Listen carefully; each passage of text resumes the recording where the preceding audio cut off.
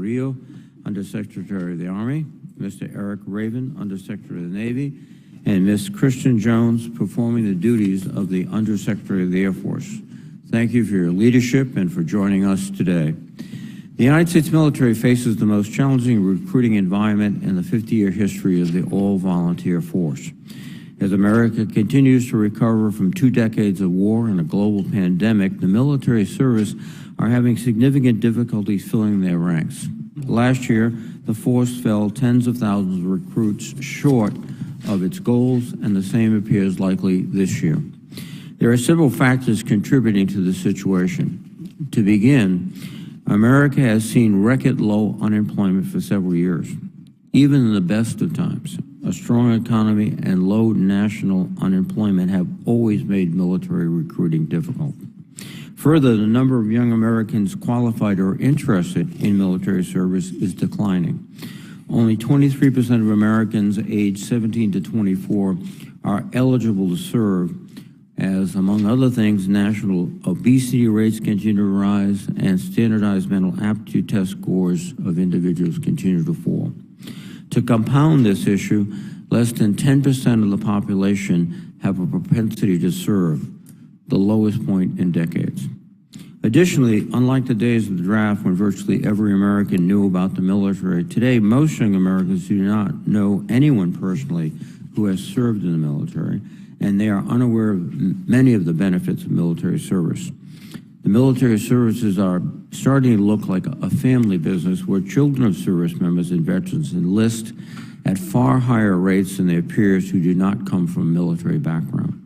Also, as our military facilities are increasingly based in fewer and fewer states, our personnel have become less geographically representative of the nation. The smaller the military's footprint becomes, the greater perception grows of a divide between civilian and military cultures. Our military should reflect all of American society, not stand apart from it. Last year, the Department of Defense conducted an extensive survey of young Americans to better understand why they were overwhelmingly uninterested in military service. By a wide margin, the top 3 reasons the respondents cited were the same across all the services: fear of death or injury, worries about PTSD, and separation from friends and family. We know that our service members have sacrificed much in the defense of our nation, but we also know that widespread fears of death, injury, and PTSD are out of sync with the experience of most veterans. Survey and census data show that the overwhelming majority of veterans report positive experiences in the military. Americans and veterans are more civically engaged, earn more money, and have more education than those who have not served. In short, military service is a social good. It benefits the nation, and it benefits those who serve. Currently, the services are challenged to convince young people to join the military. Once they don the uniform, however, service members are more likely than ever to re-enlist and stay in the military by choice. Retention is at an all-time high, even as recruiting faces significant headwinds.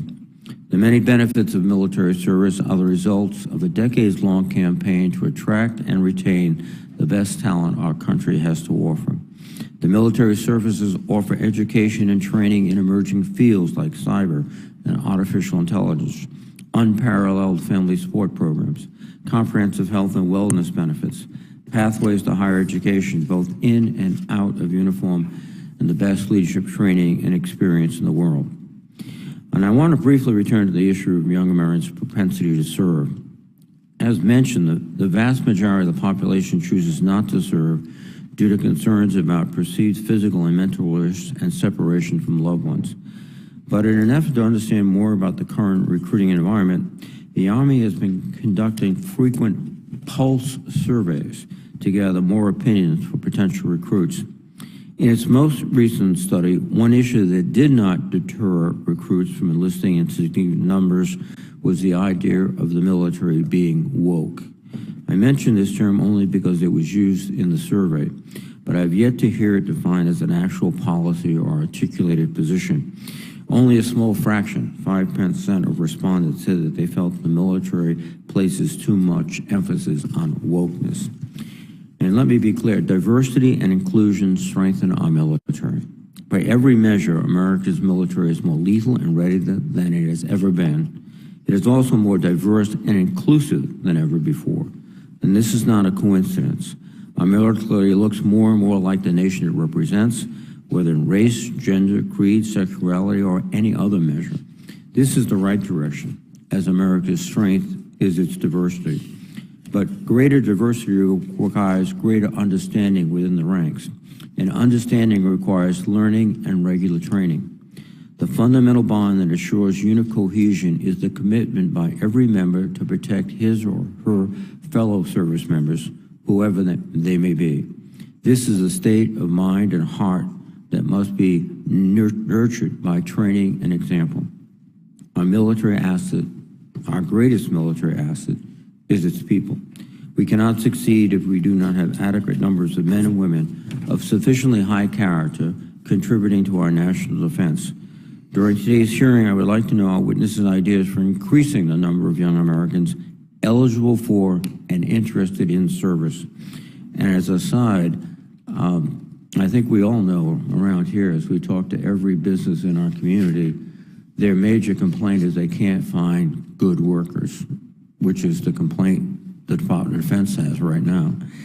And in addition, as I talk to the police departments around my state, they're having a very difficult time recruiting police officers. In many cases, it's similar to our military. There is a fear now that they could be harmed as a police officer and would disrupt their family significantly. So this is not a unique issue with the military. I want to thank our witnesses again. I look forward to your testimonies. Now let me recognize the ranking member, Senator Wicker. Thank you, Mr. Chairman. I want to thank our witnesses for being here, and I look forward to this hearing. Since October 1973, we have referred to the U.S. military as an all-volunteer force. To put it another way, for the past 50 years, our armed services have been filled by recruits, and today recruiting is not going well. The military must devote considerable resources to attract young Americans to wear the uniform. Recruiting success is not easy, nor is it guaranteed. Without sufficient numbers of high-quality recruits, the modern American military cannot maintain its high readiness standards critical to our national security. Although the military has experienced intermittent recruiting problems in its history, today's challenge is unprecedented. The previous low watermark for recruiting occurred in the late 1970s, when the services collectively achieved 90% of their goals. This year, if trends continued, our armed forces are projected to achieve roughly 75% of their goals, of active duty recruiting goals, some 15 percentage points lower than the 70s. And these goals are much smaller than they were in 1979. The three largest services will all miss their individual recruiting objectives, and the Army will miss the target for the third time in 5 years. During the Carter administration, in order to preserve manning levels, the military lowered recruitment standards and retained people who should have been let go. This resulted in a predictable erosion of military readiness. The only thing that saved the volunteer military was the increased defense budgets during the administration of President Reagan. We should not repeat the mistakes of those earlier years during this administration. The recruiting challenge today is complicated, as the chair just outlined.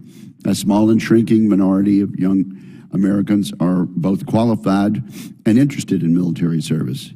Interest in military service has never been especially high, but today only about 10% of young people consider putting on the uniform. This is the lowest rate on record. There are no easy solutions to this problem, but we know what does not work. Lowering recruitment standards today leads to morale, discipline, and readiness problems tomorrow. The Army learned this lesson in the 1980s and again in the early 2000s. Despite this history, the Navy seems intent on reducing standards to increase recruiting. This year, 20% of the Navy's recruits will come from the lowest category of scores on the Armed Forces Qualification Test. I would like Mr. Raven to explain why the Navy is following this path.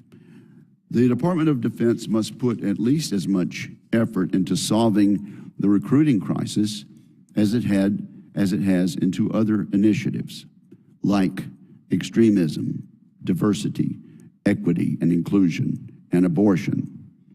These initiatives are at best a distraction. At worst, they dissuade young people from enlisting. They suggest to the American people that the military has a problem with diversity and extremism. In truth, the military is the greatest civil rights program in the history of the world. And the data support this claim. A recent peer-reviewed study in the Quarterly Journal of Economics finds, and I quote, Army service closes nearly all of the black-white earnings gap, unquote.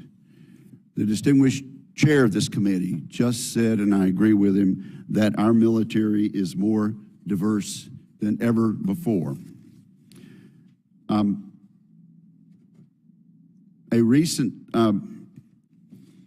peer-reviewed Quarterly Journal of Economics found enlisting in the Army increases cumulative earnings, post-secondary education, attendance, home ownership, and marriage. I'm looking for a quote here's a quote from this study, the Quarterly Journal of Economics. The report finds that Army service closes nearly all of the black-white earnings gap. And also, General Colin Powell, some 20 years ago, talked about the great diversity accomplishments that military service has given to the United States of America. And so I think the evidence is that despite the good news, the military has decided to address a problem that doesn't exist, military extremism. The Secretary of Defense created a special countering extremism working group and instituted a military-wide stand-down day. To make the military more equitable, the Department of Defense created a new Federal Advisory Commission and a Defense Equity Team. This team published this publication, the Diversity, Equity, Inclusion, and Accessibility Strategic Plan, consisting of some 27 to 30 pages, including the attachments. And I just wonder, where is the same urgency of the Department of Defense when it comes to the very real recruiting crisis? Where is the recruiting strategic plan? Is one of those soon to be issued by or to be ordered by the department? So I hope our witnesses will reassure the committee that the services are taking the recruiting crisis seriously, and I hope they will speak to why all the emphasis on a lack of diversity and a problem that apparently does not exist at all, since we're the most successful civil rights organization in the world. And I hope we will have readiness implications at the top of our agenda rather than items that seem to be politically correct at the time. So I want to thank our witnesses. I look forward to a good discussion. Thank you very much, Mr. Chairman. Thank you, Senator Wicker. Secretary Camarillo, please. Chairman Reed, Ranking Member Wicker, and distinguished members of this committee, thank you for your ongoing support for our Army and for providing us the opportunity to discuss our efforts to confront the present recruiting challenge. As Army leaders consistently observe, our greatest asset is our people and the unmatched talent that our soldiers bring to the mission every single day. Their training and their expertise set us apart from other forces worldwide. and our success in maintaining that decisive advantage depends on our ongoing ability to attract, recruit, and retain talented people to serve in our Army. As we approach the 50th anniversary of the all-volunteer force, however, we face a significant challenge in sustaining this talent pipeline. In FY22, the Army fell short of our recruiting mission. And as the Army has made clear, today's recruiting landscape did not emerge overnight, and it will take more than 1 year to solve. We need to address a combination of challenging long-term problems and current market trends that are together having an acute impact. Like the rest of the department, the Army is in a fierce competition for talent with the private sector. Separately, we're recovering from school closings during the pandemic, which limited recruiters' access to students and faculty alike, coinciding with a 9% decline in performance on military entrance exams. And we also know, as we've heard today already, that only 23% of young Americans are eligible and only 9% are propense to serve. These factors have combined to generate a challenging recruiting landscape that will likely persist for a few years. But still, the Army is undertaking a full-court press to revitalize Army recruiting, and this has the direct attention of every Army leader. As an enterprise, the Army is working to reform and modernize recruiting for today's landscape. In addition, we are using this moment to reintroduce the Army as a career choice with significant opportunities for America's youth. I'm happy to expand more on our initiatives during my testimony today, but I offer here only a few examples. To change how we recruit, we're incentivizing high performers to become recruiters in the Army. We're improving their training, assigning them to communities where they have ties. And additionally, the Army is experimenting with turning every soldier into recruiting through our Soldier Referral Program, which offers our junior enlisted soldiers a promotion for referring prospects who actually ship to basic training. This new program has already generated 4,900 referrals and 68 recruits this year.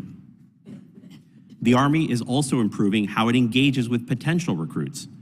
We created a future soldier prep course that invests in young people to improve their academic and physical fitness so that they can succeed in joining the Army.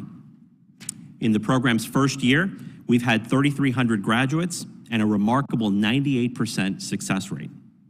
As a result, we are now creating 2 additional training units at Fort Jackson and at Fort Benning, and we have surged resources, marketing, events, recruiters, and even members of operational units to 15 high-potential focus cities nationwide. And finally, the Army has updated its brand to reintroduce itself more broadly to young Americans as a place where you can be all you can be. Fortunately for us, once soldiers join the Army, they want to stay. We hit 104% of our retention goal last year, but even with this success, we are investing heavily in improving our soldiers' quality of life to ensure that we care for our people and help the Army remain an employer of choice. With this Congress's help, we surged funding in FY23 and requested $1.3 billion in FY24 to improve the Army's housing inventory, including new builds and major and medium renovations. We plan to invest $10 billion over 10 years to improve barracks throughout the Army.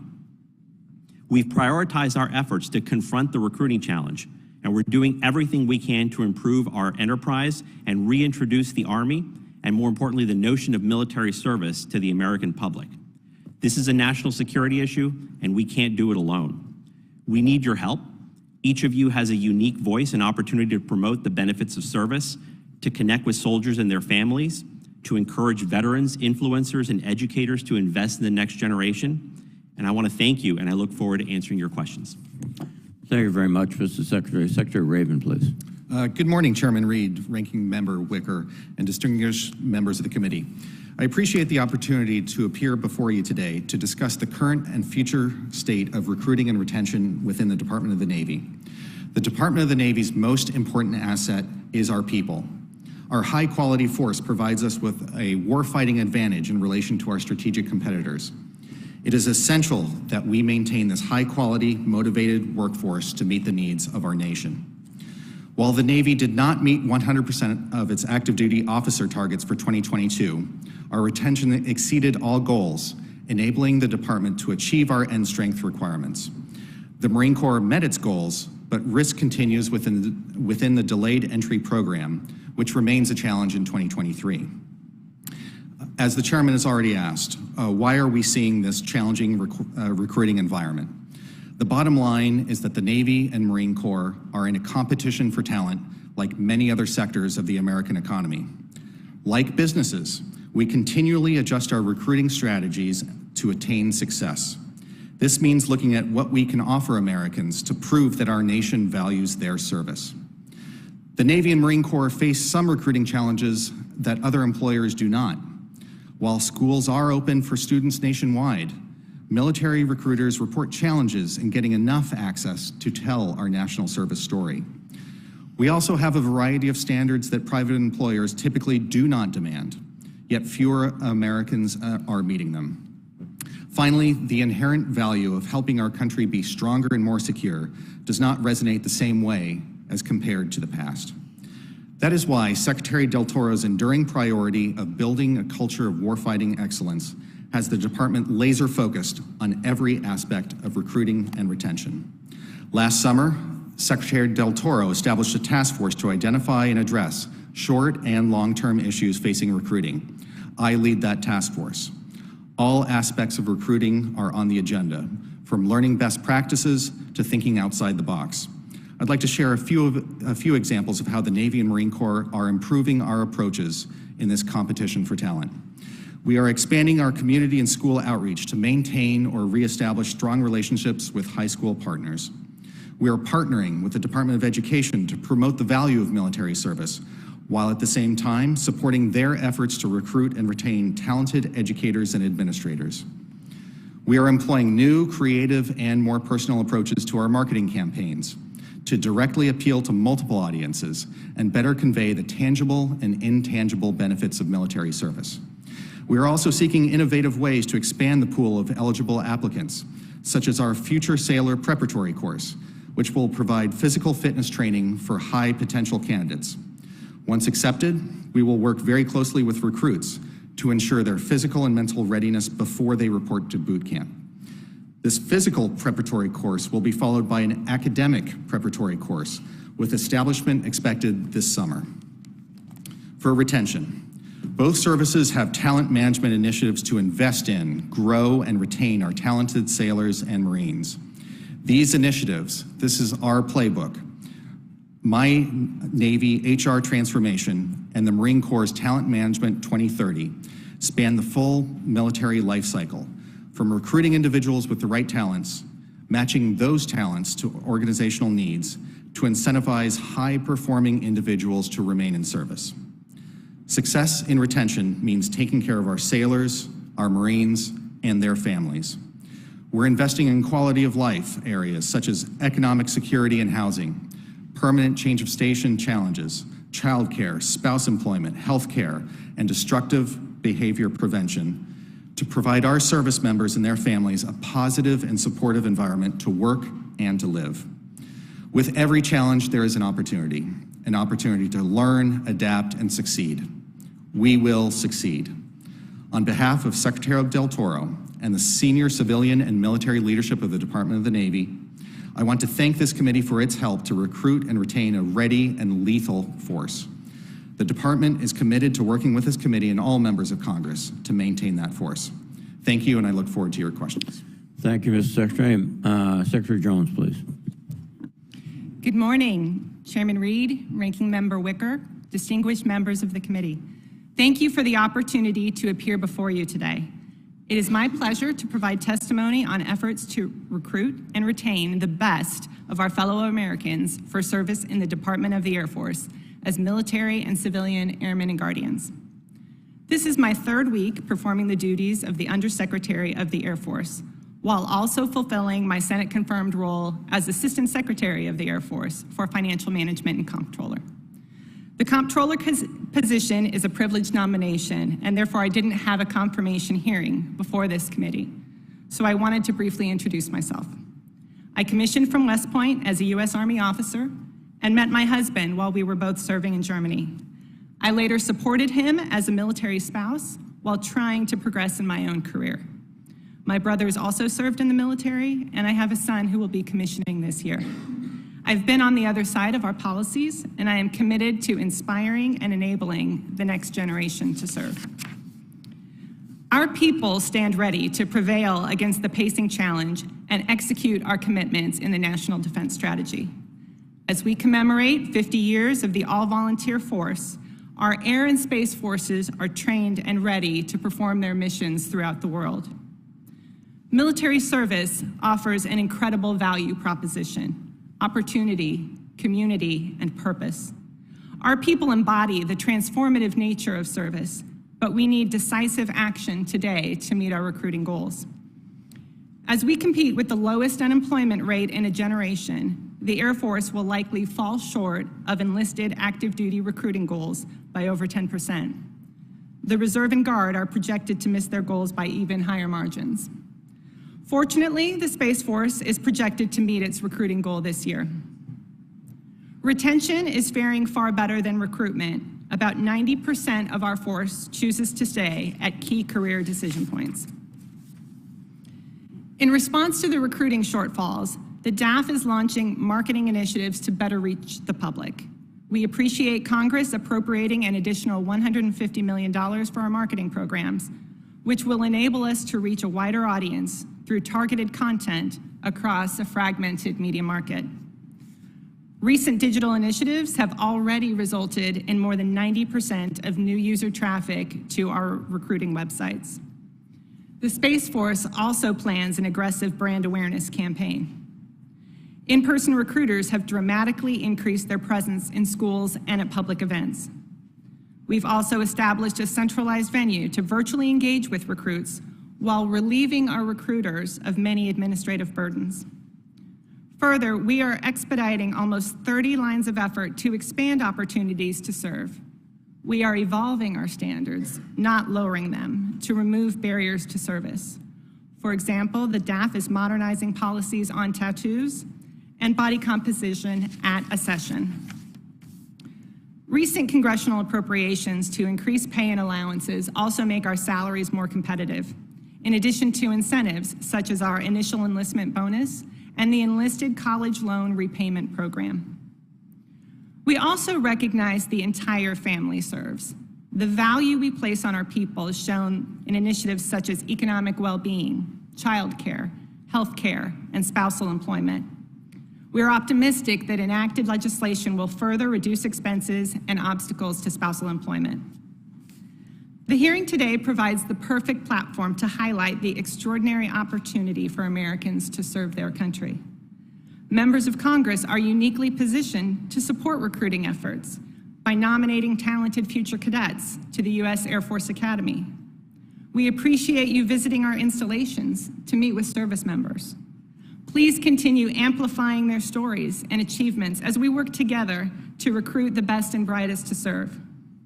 Thank you for your time today, your partnership, and your support for our airmen, our guardians, and their families. I welcome your questions. Thank you very much, Secretary Jones. Secretary Camarillo, I was struck when I read the testimony of Sergeant Major of the Armory Grinston. I think he put in perspective the emphasis that the military, and not just the Army, but the Navy and the Air Force, puts on readiness and military skills, but also includes equal opportunity training, diversity training. In his words, there is 1 hour of equal opportunity training in basic training and 92 hours of rifle marksmanship training. And if you go to one station unit training, where you go from basic to your advanced training, there's 165 hours of rifle marksmanship training and only 1 hour of equal opportunity training. And that, I think, reflects the emphasis on readiness. Would you agree?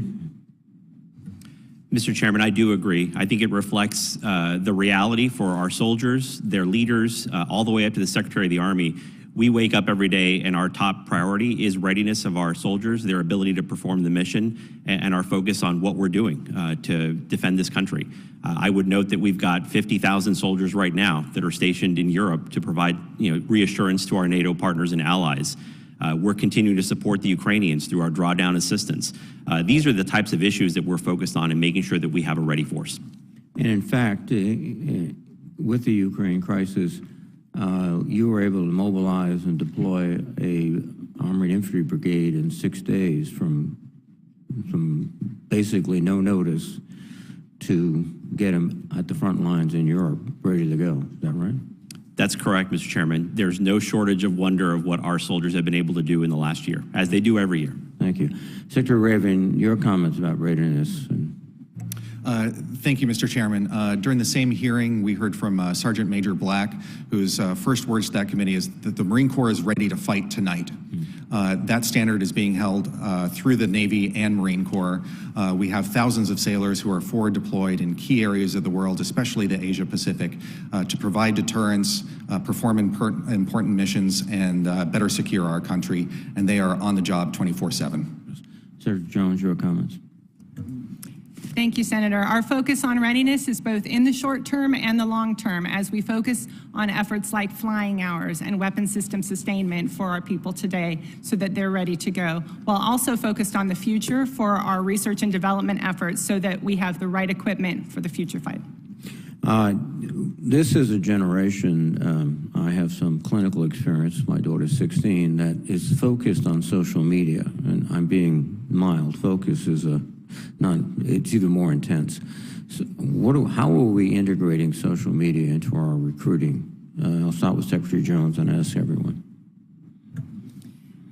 Thank you, Chairman. That's an important point that we're focused on. As I mentioned in my opening statement, using digital media as a way to reach out to more Americans.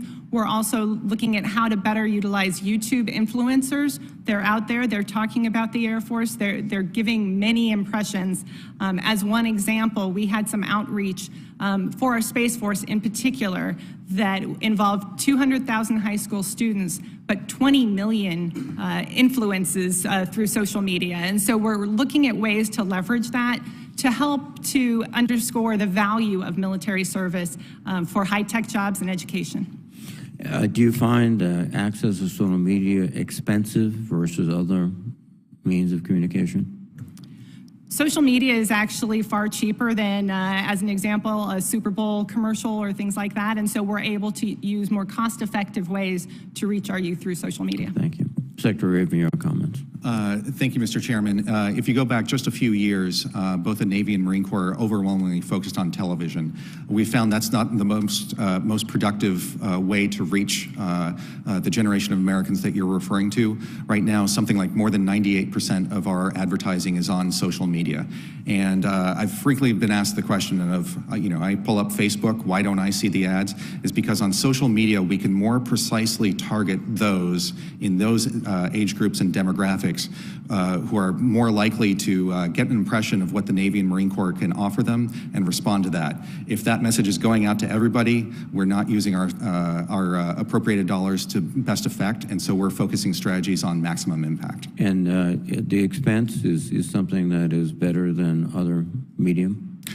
Yes, we are certainly finding that, along with the ability to target the audience that we need to. Secretary Camarillo. I'll be very brief. I agree with everything my colleague said, Mr. Chairman. I would just also add, we've also invested in this last year in upgrading our tools that we have in digital platforms ourselves in the Army, like our goarmy.com website, to be able to better interface with our Generation Z population, particularly as they are seeing the ads and the outreach that we're doing on these platforms. Thank you very much. Thank you, Mr. Chairman. Let me ask Secretary Raven and Secretary Camarillo. We're not talking so much in the military now about equal opportunity, but equity. These are terms of art in compliance documents. What is the, Secretary Camarillo, what is the difference between equity and equal opportunity? Do you see a difference there? Senator Wicker, certainly we have a longstanding policy, I think that is part of federal law regarding equal opportunity and making sure that all of our job opportunities, the way that employees are treated. Absolutely, but how is equity different from that? And why are they saying equity now? So if you're referring to programs for diversity, equity, and inclusion, right. My understanding is that those programs are designed to further promote an inclusive service in the Department of Defense and certainly within the Army. Is it different from equal opportunity? Does it require a certain number of members of different groups? No, Senator. We Okay, don't have Secretary Raven. targets or anything associated with that as part of our DEI programs. Okay, so you do not have targets. Secretary Raven, does the Navy have targets? No, sir. And to your original question on the difference between equal opportunity and some of the initiatives that we're working on, equal opportunity, again, there's processes defined in law and defined in policies for how to address certain disputes. What we're really talking about and what we are focused on is the process of building teams to perform the military mission. And some of these initiatives that you're talking about are focused exactly on that. This does not include quotas of any kind. Okay, well, you know, I was searching for the quote from General Colin Powell during my opening statement, and I obviously didn't mark it very well in my notes. But here is the exact quote of General Colin Powell. The military has given African Americans more equal opportunity than any other institution in American society.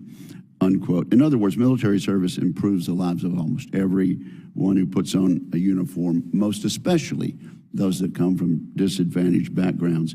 And I noticed I was intrigued by this survey that the chairman mentioned, and yes, indeed, only 5% believed that wokeness was a problem. Number two, overall barriers to entry. Women and racial or ethnic minorities are discriminated against in the Army. That's just not true. It's not true according to what General Powell says. It's not true according to the extremism survey, which spent a lot of time and a lot of man hours in a stand down, and come to find out they only found 100 cases service-wide of extremism. And I just wonder if a 2-year campaign talking about diversity, equity, inclusion, and a strategic plan to overcome extremism has led to this 13% feeling of all surveyed, only 13%, but still a significant number. I wonder if it's led to that. But let me ask you, Secretary Camarillo and Secretary Raven, you have different approaches. Secretary Raven, the Navy is lowering its standards, no question about it. Why is that going to work in comparison to what didn't work in the 1970s? Senator, vastly different. For sailors who are going into boot camp, we are allowing a certain number of Category 4s that you're referring to enter boot camp. Five times more than earlier. And that is to expand the pool of recruits. However, to be a machinist mate, to be a sailor, to be a fire controlman, you still have to meet the exact same standards as before. So we're trying to increase the pool, but the standards for performing the job are what is key and what we need to perform our mission, and we have not changed that. So of the 5 times more of this lowest testing group, you're hoping somehow to initially train them to be more skillful? Yes, absolutely. Both through boot camp, through a career in the Navy, and also the Future Sailor Preparatory course, which we're talking about physical and academic standards. We're standing that up this year. Clearly, the Army disagrees with this approach, Secretary Camarillo. Senator Wicker, I think all of us in the Department of Defense are looking at creative ways to expand the pool of available talent. And we're all taking steps, certainly you've heard from Secretary Raven, to try to invest in that population, to try to help them meet the standards. And certainly with the Army, we're very pleased. But you've elected to go to a different approach rather than lower the standards. Our approach is focused on the Future Soldier Prep course, where we're taking potential candidates and recruits into Fort Jackson. We're investing in them in academic skills and physical training skills to be able to meet our standards. Fair to say it's a different approach from the Navy. We have a different program. Yes. Senator. Thank you, Mr. Chairman. Thank you very much, Senator Wicker. Senator Kane, please. Kane from Virginia. Funny story about that, Mr. Chairman. This happens to us a lot. That's my accent. I'm sorry. This is such an important hearing, and I'm really glad we're having it, and I appreciate the work that you're doing. I have a lot more than I'd like to say, or I have a lot more than 5 minutes, so I'm going to try to be quick. The Army survey, I think the thing that interests me about this survey, and it would probably have some applicability to the other branches as well, is the chief barrier cited, and there's no close second really. The chief barrier cited by 21%, and the next one is 13%, is I'd be putting the rest of my life on hold. So that the psychology of that statement is important, I think, to understand. It suggests, and probably this in a all-volunteer military where so few people have the connection to military life, people look at military services, oh, that's something where, you know, I go and do this thing, and maybe it's good for the country, but I put the rest of my life on hold. And they don't connect military service with, this is a building block for the rest of my life. I mean, people who serve in the military gain all these skills. My employers are all the time telling me, I can train for the technical skill, but what I can't train for is an attitude of teamwork, flexibility, stay till the job's done, mission focus, help somebody out. Those skills I can't train for, and I can't find them. And this is what our service members have, and also what our military spouses tend to have. But that answer, I'm not going to serve in the Army because I'd be putting the rest of my life on hold, suggests that the story that we need to tell about military service is that it's a building block to the rest of your life rather than a timeout for 2, 4, or 8 years. And so I wonder, as you're thinking about telling the story and recruiting, how do you intend to get at that chief barrier? Maybe start with Secretary Camarillo. Thank you, Senator Kane. You said it perfectly. So what our takeaway was from that survey result was that first and foremost, people in that younger population set don't understand the possibilities and career potential that they get from military service. That tells us we need to reintroduce ourselves, as I said earlier, to the American public as a career destination of choice that creates and expands opportunities for our young people, no matter whether they stay in military service long-term or they go off and take on different careers. So that was part of our approach to not only advertise and highlight the different career choices you have in the Army. If you want to come in and be a cyber specialist, if you want to be a veterinarian, a doctor, a lawyer, you can do almost literally any career choice within the Army for a set period of time. Come and do it as part of national service, and we will give you the training. We'll help you achieve your career aspirations. We'll even fund some of your higher education, college and grad school in some cases. That is the message we're starting to tell, and that is how we're trying to reinforce that people can be all you can be in the Army. Secretary Raven, then Secretary Jones. Senator Kane, you hit it exactly on the nail, exactly on the head. And let me just tell a story about what it might mean for some young Americans. Highly qualified Americans coming out of high school have an opportunity to join the Navy, and if they meet the highest standards we have, they can go to nuclear power school. They can serve on a submarine. They can serve on an aircraft carrier doing incredible things. And if they like what we offer, they can stay in service and have substantial bonuses and opportunities to go to college. It's a great career. If they choose to move on, they will be in demand for the skills that we provide them. So that's what it means in real terms for Americans who might be considering this field. And Secretary Jones, before you answer, I was intrigued by your comments in your testimony that you're doing really well at attracting folks to Space Force. So to me, that suggests people look at that. Well, that's cool, and that's probably connected to like careers that are kind of aerospace careers. So people might see the connection between that and later and not think it's just time out of their life, but talk about how the Air Force is trying to grapple with this barrier. Yes, Senator. The Space Force has an overwhelming number of recruits. It is a much smaller number we have to attract, but many people who aren't interested otherwise in serving in the military are interested in the Space Force. To the points that were made by Chairman Reed earlier, we do have a situation where we have a family affair, so to speak, where families, including my own, have a history of military service, where certain parts of the country, regional areas, have more military service. So we need to expand our aperture in terms of who we are talking to about the value of military service. One point that I'll make, often folks think that military service is something to do instead of education, and that is certainly not true in the Department of the Air Force. Our current force has earned 160,000 degrees from associates to PhDs since coming into the service. And so we want to get that message out to people who aren't aware of the outstanding educational opportunities as well as high-tech careers, as my colleagues have mentioned. Thank you so much. I yield back, Mr. Chairman. Thank you, Senator Kane. Senator Ernst, please.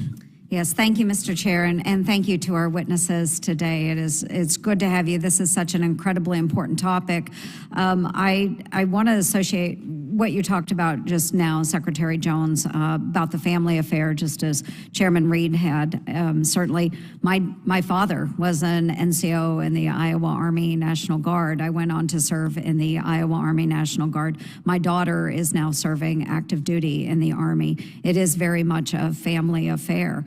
We have to do better about spreading the word to others that aren't exposed to the military. And I also want to associate myself with Senator Kane's comments about putting life on hold.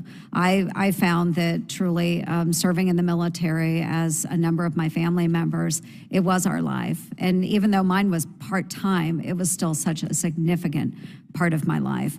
I'm very appreciative of the opportunities that it gave to me.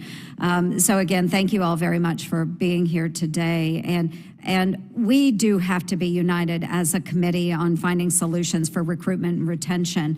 And that's how we're going to build that more lethal force that we need for tomorrow. And one thing that I'm diving into is competitive pay. And the promise of competitive pay is the foundation for that all-volunteer force. It does impact recruiting. It does impact retention. And the DoD's spring 2022 propensity update found that the #1 reason to serve is monetary compensation, the #1 reason. So with that in mind, for all of you, and we'll start with you, Secretary Camarillo, do you believe increasing military compensation, especially for those junior enlisted grade, would improve recruitment? Senator Ernst, thanks for your leadership on this issue, and certainly something that we're looking at right now.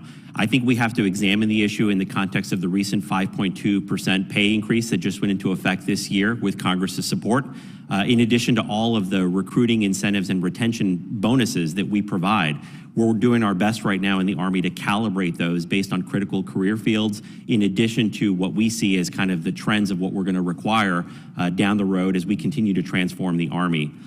In addition, I would also note that we've, with Congress's help, continued to revise BAH and some of the other factors that play into this equation. And as part of the quadrennial review of military compensation, the Army looks forward to working very closely with the other services, OSD, and certainly the Congress to address this issue more fundamentally. Great, thank you. Secretary Raven. Thank you, Senator Ernst. Let me step back and say, for Americans who may be having the same concerns about compensation that you have raised, we have done reviews of this and found if you do an apples-to-apples comparison, if you do job X in the Navy or Marine Corps and you do job X in the private sector, that on average, the people doing the job for the military earn more than 80% or more of comparative jobs in the private sector. There are, of course, some apples to oranges comparisons out there. Very apples to oranges when you're asking young men and women to travel around the world and be separated from their family. Exactly, but there remains this perception that they would be earning much less than their private sector counterparts. In terms of looking at junior enlisted ranks, we have and we can continually assess what bonuses, benefits, other incentives may apply to them. I would have concerns about pulling out several rates for a general pay raise because it could cause issues of pay compression compared to higher rates. But this is something we look forward to working with you on and finding the right way forward. Yeah, thank you. And Secretary Jones? Senator, I agree with my colleagues that this is an important issue. We look forward to working with you. We appreciate the support of Congress in enacting the 23 budget. We have an even higher increase planned for 24, and we'll be hoping that we will get that budget enacted quickly. Right now, we are focused on our bonuses for targeted areas that we need to make sure that we can bring people in, pilots, cybersecurity, special operators, and particular areas where we feel those bonuses are most applicable, as well as the enlisted college repayment program for loans. So those are a couple of the areas in the short term that we're working on, and in the longer term, the quadrennial review will be taking a holistic look at the compensation strategy. Yeah, thank you. I appreciate it. It is an area I am very concerned about, and I understand that we do need to do some pay chart smoothing over time because our enlisted soldiers are being far outpaced by our officers, and I'm not saying officers make too much. They don't. But we've seen that gap continue to widen through the years with the percentage pay increases. And when we're offering up percentage pay increases that don't keep up with the rate of inflation, you know, our soldiers, airmen, Marines, sailors, they're all suffering. So I hope that we can get some work done as we're moving through this next NDAA. But, you know, I just want to state again, I do think there is a difference between Job X in the civilian world and Job X in the military, especially when we're asking those young men and women to perhaps lay down their lives and suffer, you know, time away from family. So I'd like to see those younger enlisted members receive a little bit more pay, but it is something that I hope to work on. So thank you very much, Chairman. Thank you, Senator Ernst. Senator Warren, please. Thank you, Mr. Chairman. So let's be clear. The reason the United States has the strongest military in the world is because of our people. In February, this committee heard testimony from Dr. Bonnie Lin, an expert on China, who served as the senior advisor to the Department of Defense in both the Obama and Trump administrations, that divesting in programs that support our military, including violence prevention programs, quote, would definitely hurt us in having a competitive advantage over China. Now, I understand there are a lot of politics at play whenever we discuss personnel policies in the military. But when common sense programs that support our service members' health and their ability to do their jobs in a safe workplace get attacked, I worry about the message it sends to the people who are trying to do those jobs. So let me ask, do any of our witnesses believe that programs to address racism or to prevent sexual assault are hurting our ability to recruit young people? Secretary Camarillo? No. Secretary Raven? No. Secretary Jones? No.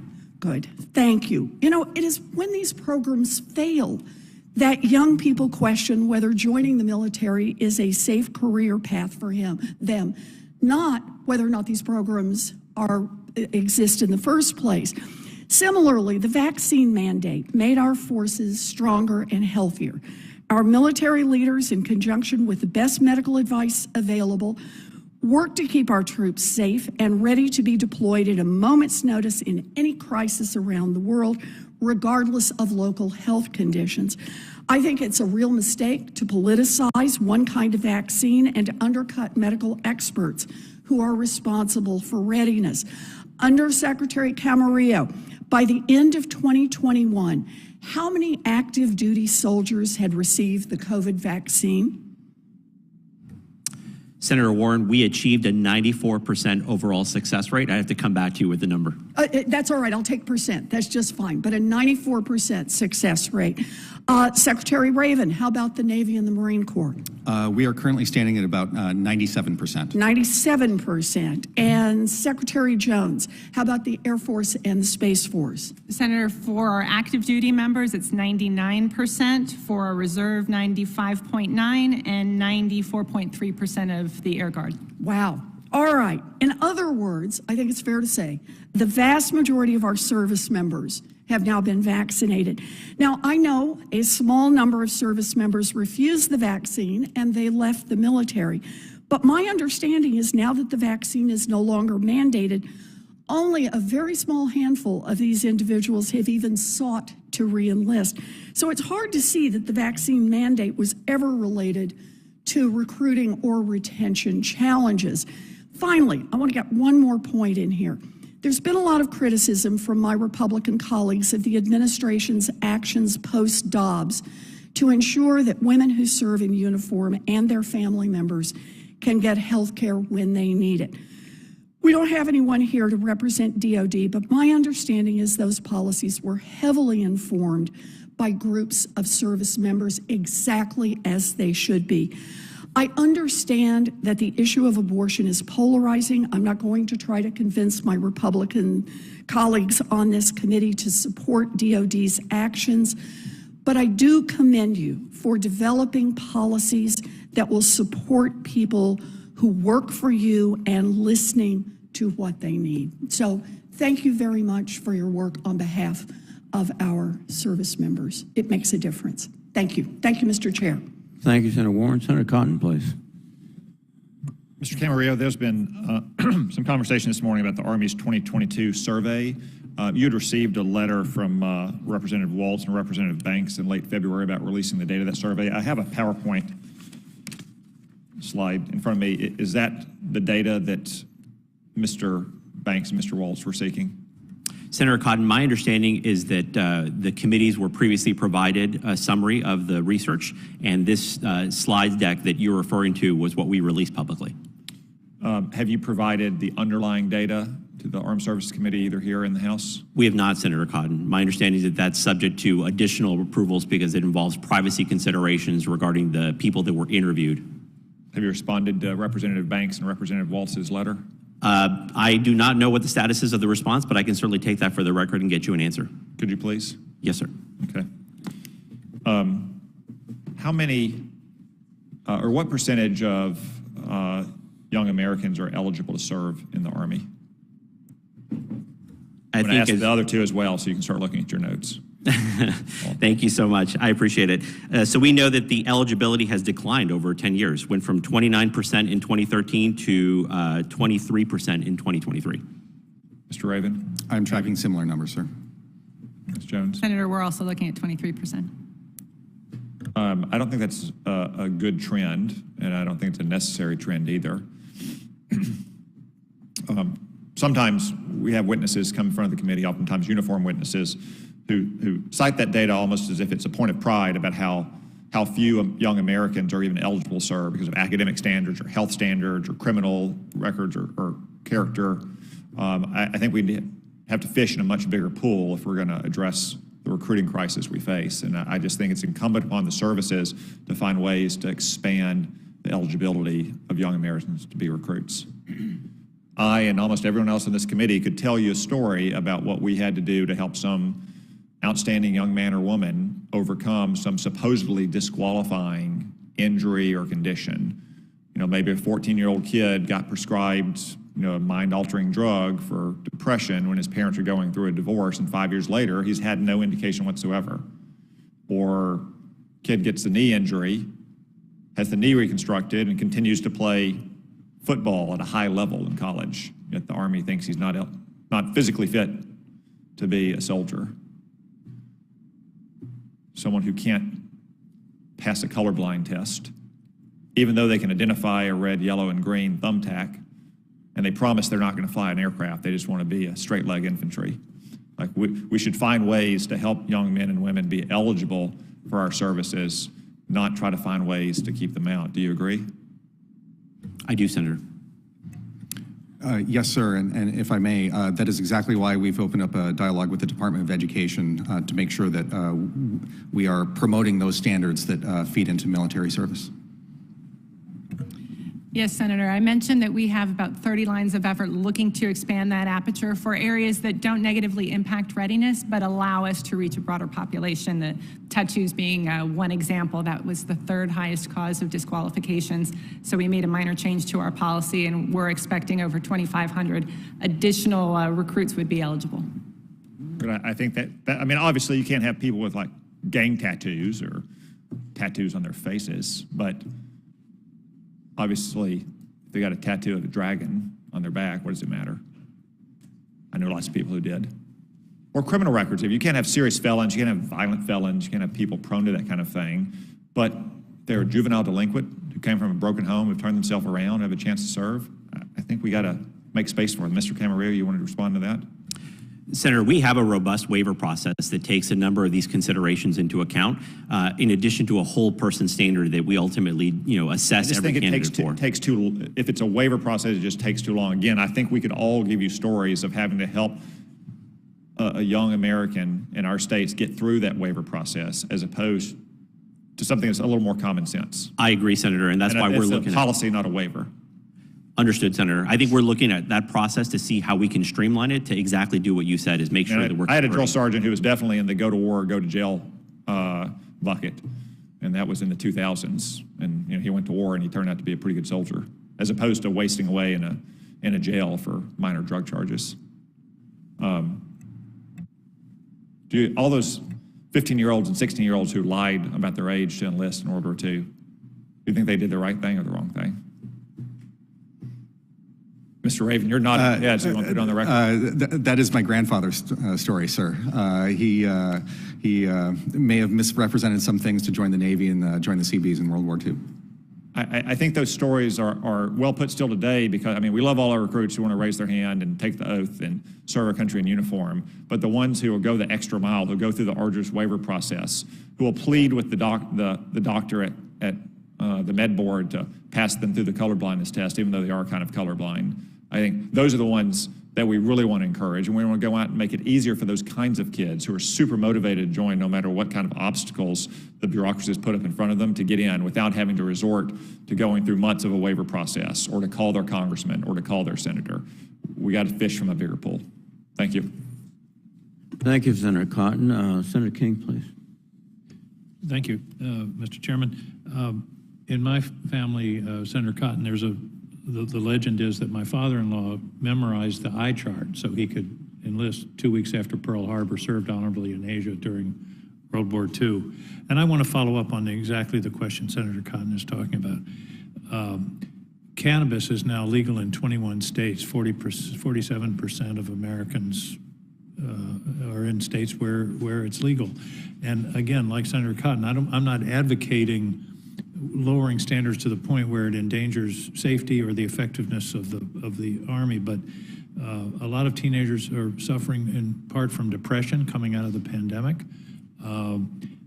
ADHD is a common condition affecting about 10% of young people in our country. They take medication. All of those things in the first instance are barriers. So I think what Senator Cotton and I are saying is the waiver process is fine, except it's a waiver process, and it involves a lot of steps and a lot of time, and somebody might just say, the heck with it, I've got a good offer over here in the private sector. So give me your thoughts about, you mentioned streamlining that process. Go a little deeper on that. Thank you, Senator King. I think first what I'd say is we've got to maximize the flexibility within the waiver process and streamline it so that we can achieve the common sense results that you and Senator Cotton were talking about. And streamline entails or implies faster. Yes, Senator. Months and months are not going to do, because this young person is going to say, the heck with this, I'm moving on. Right, and I've looked at the data in the Army, and you'll find that even in the last year and a half, the biggest kind of requests for waivers that we get are behavioral health, where somebody has sought out behavioral health care earlier in their life, or they've been treated for depression or anxiety, ADHD, which are very common, as we know, in the target population. So we're seeing the number of those waivers being granted increase, but I think to your point, we've got to figure out how to get to the left of that. We've got to work more closely, which is step 2 across the department, with how we're doing our medical accessions and what those standards are, to make sure that they're updated with the latest science and, most importantly, what the target population looks like. I would commend you a Rand Corporation study from, I think, October of 21 that studied what the outcomes were of people that came in on the waivers vis-a-vis the other applicants, and basically they found essentially no difference. In fact, some of these people did actually better in terms of making rank and retention. So I think the data is going to be very important on this. Let me move on to another data question. Do you have data on the relationship between the unemployment rate nationally and recruiting? We're now in one of the tightest labor markets I've ever seen in my lifetime. Everybody that comes to my office, their number one issue is workers. This morning I had loggers from Maine, truck drivers, plumbers, doctors, nurses, retail.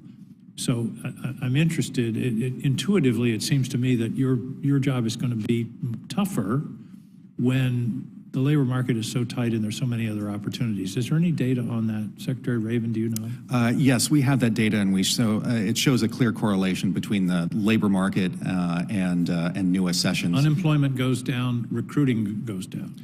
Yes, sir. But in fairness, the challenges that we're looking at is more than what the unemployment rate is here today.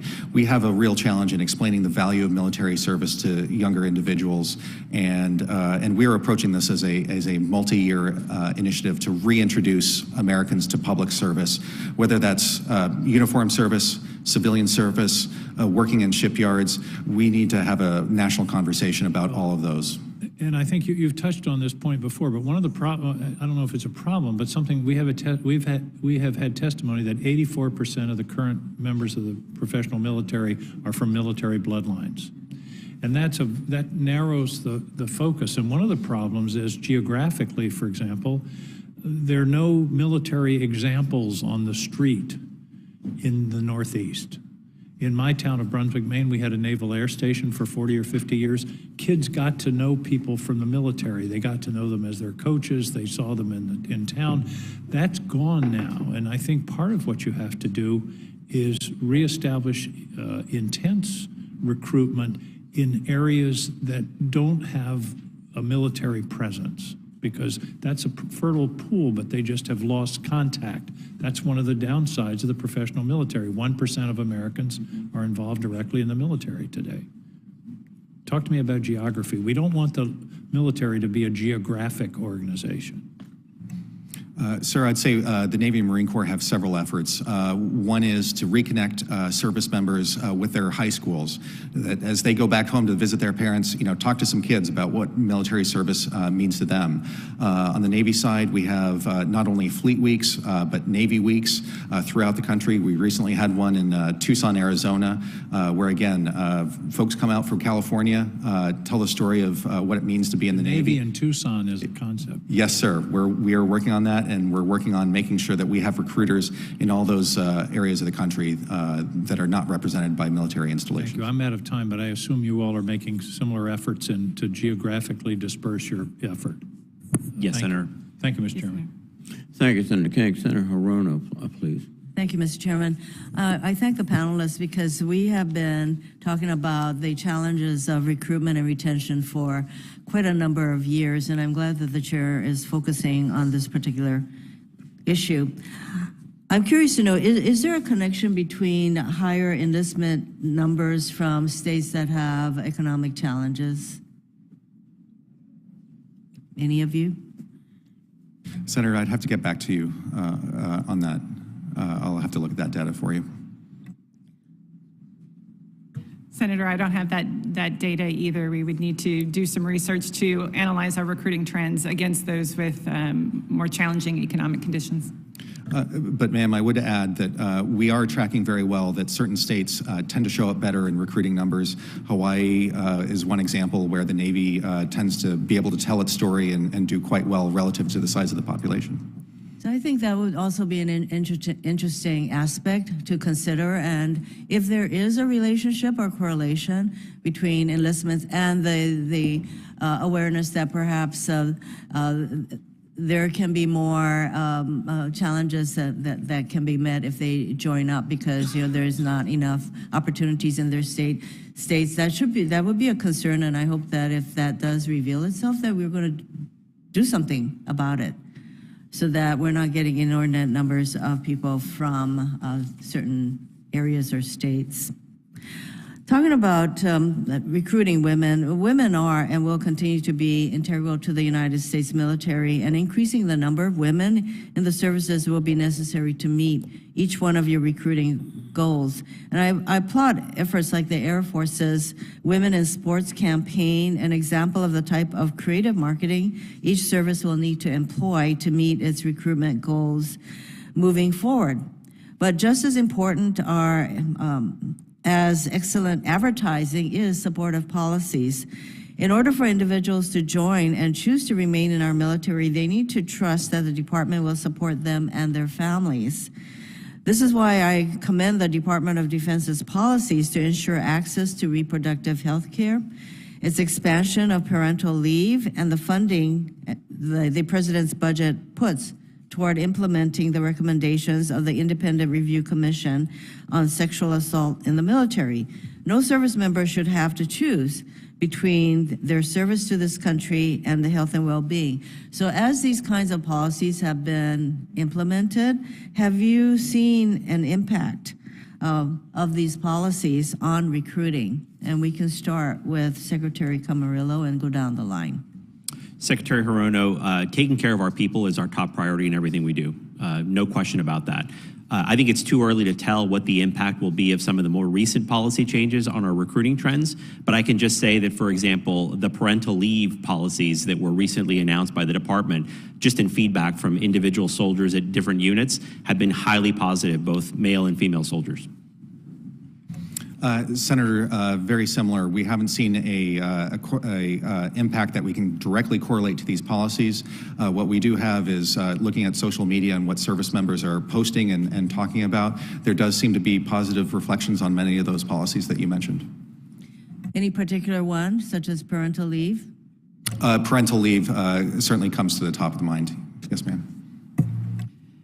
Ma'am, similarly, we don't have the information yet on the impact to recruiting. What we are seeing is improvements for retention of women as we look at things like parental leave, the ability to fly and maintain readiness longer while pregnant, the ability to apply to go to the officer candidate school for moving into officer ranks while you are pregnant. Before that was a barrier. So that's part of what our efforts are looking at. What are those barriers that are impacting recruitment or retention?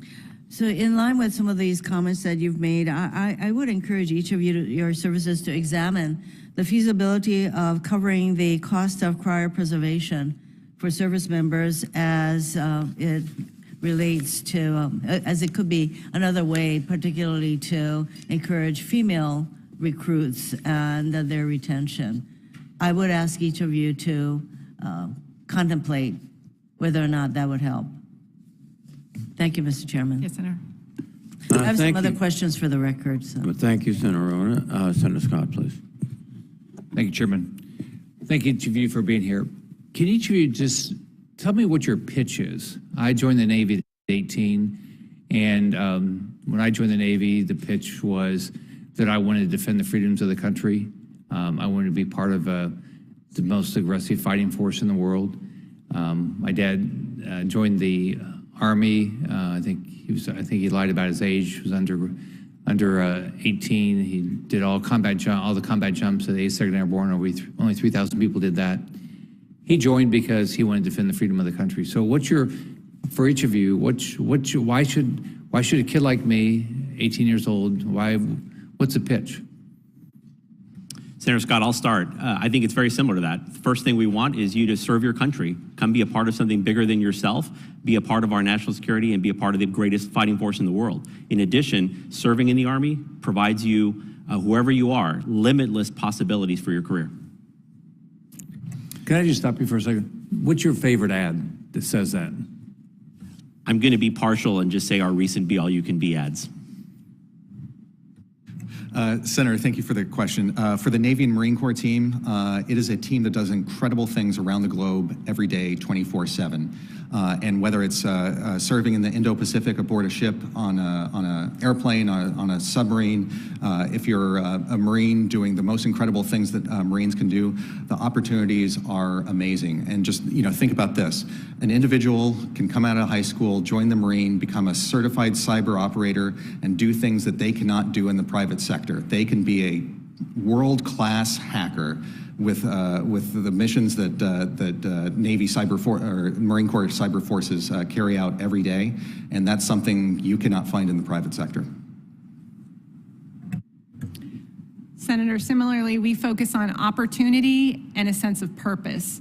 and all of the things that my colleagues mentioned about the ability to serve our nation, to help with our national defense, but also the opportunities for high-tech careers in cybersecurity, in data and analytics as a doctor, a nurse, a pilot, the educational opportunities. I mentioned earlier, 160,000 degrees have been given to our current workforce since they became part of the active duty Guard and Reserve for the Department of the Air Force. So those are all things that we think are not getting out in terms of the messaging currently, and that we're continuing to emphasize in our marketing. So if you're making the same pitch as you made when I was there, it sounds like, why is it not working? I mean, we didn't have when I served, we didn't have a problem getting people to show up. Why? What are you guys doing that it's not working? Well, Senator, as we talked about earlier in the testimony, there are some factors that come into play here. First of all is the labor market. So in periods of time historically where we have a really tight labor market and low unemployment, regardless of pitch, it can be very challenging in terms of facing recruiting headwinds.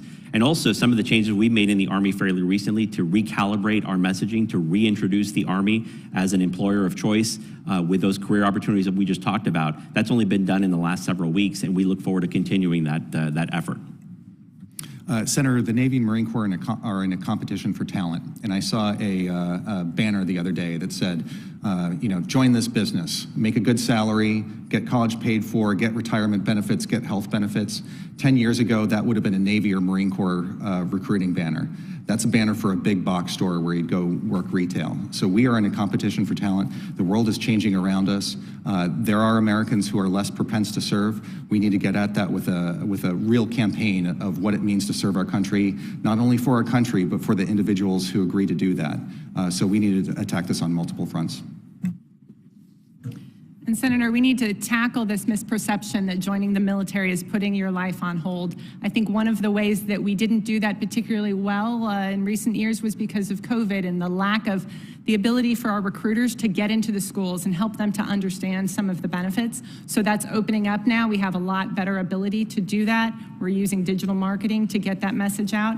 I also think that partnering with this committee to figure out ways that collectively we can get that positive message out instead of some of the coverage that people hear through the media that might be more negative and focused on the things that are some of the challenges that are leading to misperceptions about military service rather than the benefits. So I think in a conversation you guys had with Senator Wicker before I was here, you talked about were you talking about the difference between equity and equality? How do you deal with that? What is the difference in y'all's mind between equity and equality, and how does that play into your recruiting efforts?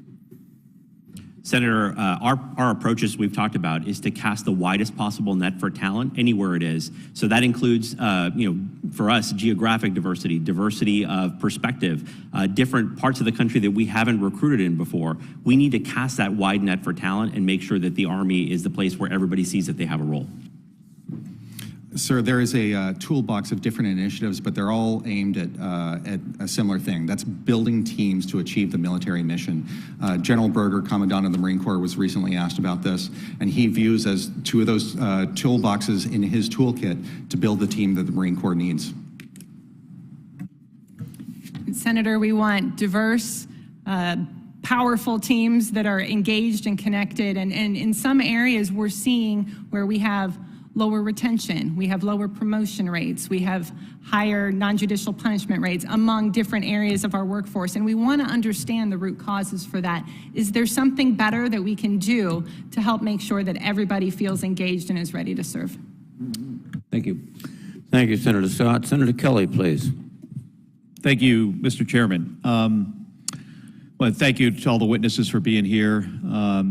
Secretary Raven, I spent 25 years on active duty in the Navy, and both in the Navy and at NASA, I've had the privilege of serving with people from all over the country, and at NASA, all over the planet to some extent, in support of a bunch of different missions. You know, the diversity of our crew, especially at my career at NASA, made us stronger.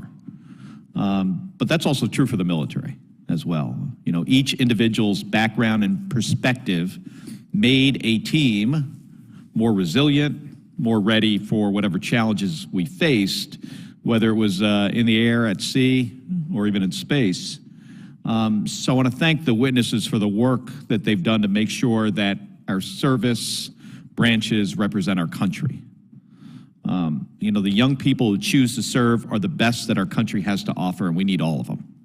And I've always found that when you have people from different backgrounds, you get different perspectives, your ability to solve problems increases when you have a diverse team. You know, the demands that we place on our military members are really significant. And since 2012, when many of the initiatives being discussed today here, when they began in the Pentagon, we have fought 2 wars since then. When we've worked to counter a rising China, and we've conducted raids and strikes on bin Laden and other terrorists and extremist groups. And this has stretched our forces really thin. I think we all understand that. You know, there have been extended deployments and a lot of stress on military families. So, Secretary Raven, some argue that our military isn't focused on the right things, but I don't think that's true. You know, because when we're asking this much of our service members, we need to ensure that they see a place for themselves in the United States military. And that's the only way we can recruit and retain the best and brightest. So, Secretary Raven, I've said before that many of the initiatives that we're discussing began in 2012 or before that, just a year after the bin Laden raid. So I want to ask you, have these initiatives detracted from the readiness of the United States Navy? Would our Navy SEALs be less likely to succeed in conducting a mission like the one that killed bin Laden today if we needed them to do that? Senator, the answer is no. There's been no detraction from the primary mission of both the Navy and Marine Corps to defend our nation and do so in a forward deployed manner.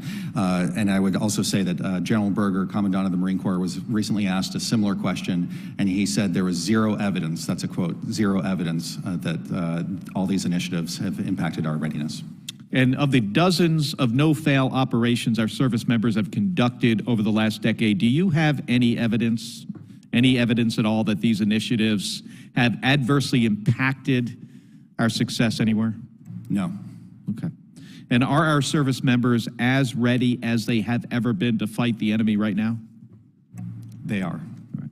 Well, thank you. And thank you again for all of you for being here. And I yield back, even though my clock doesn't work. You yield back 1 minute and 18 seconds. It'll go on your account. Senator Sullivan, please.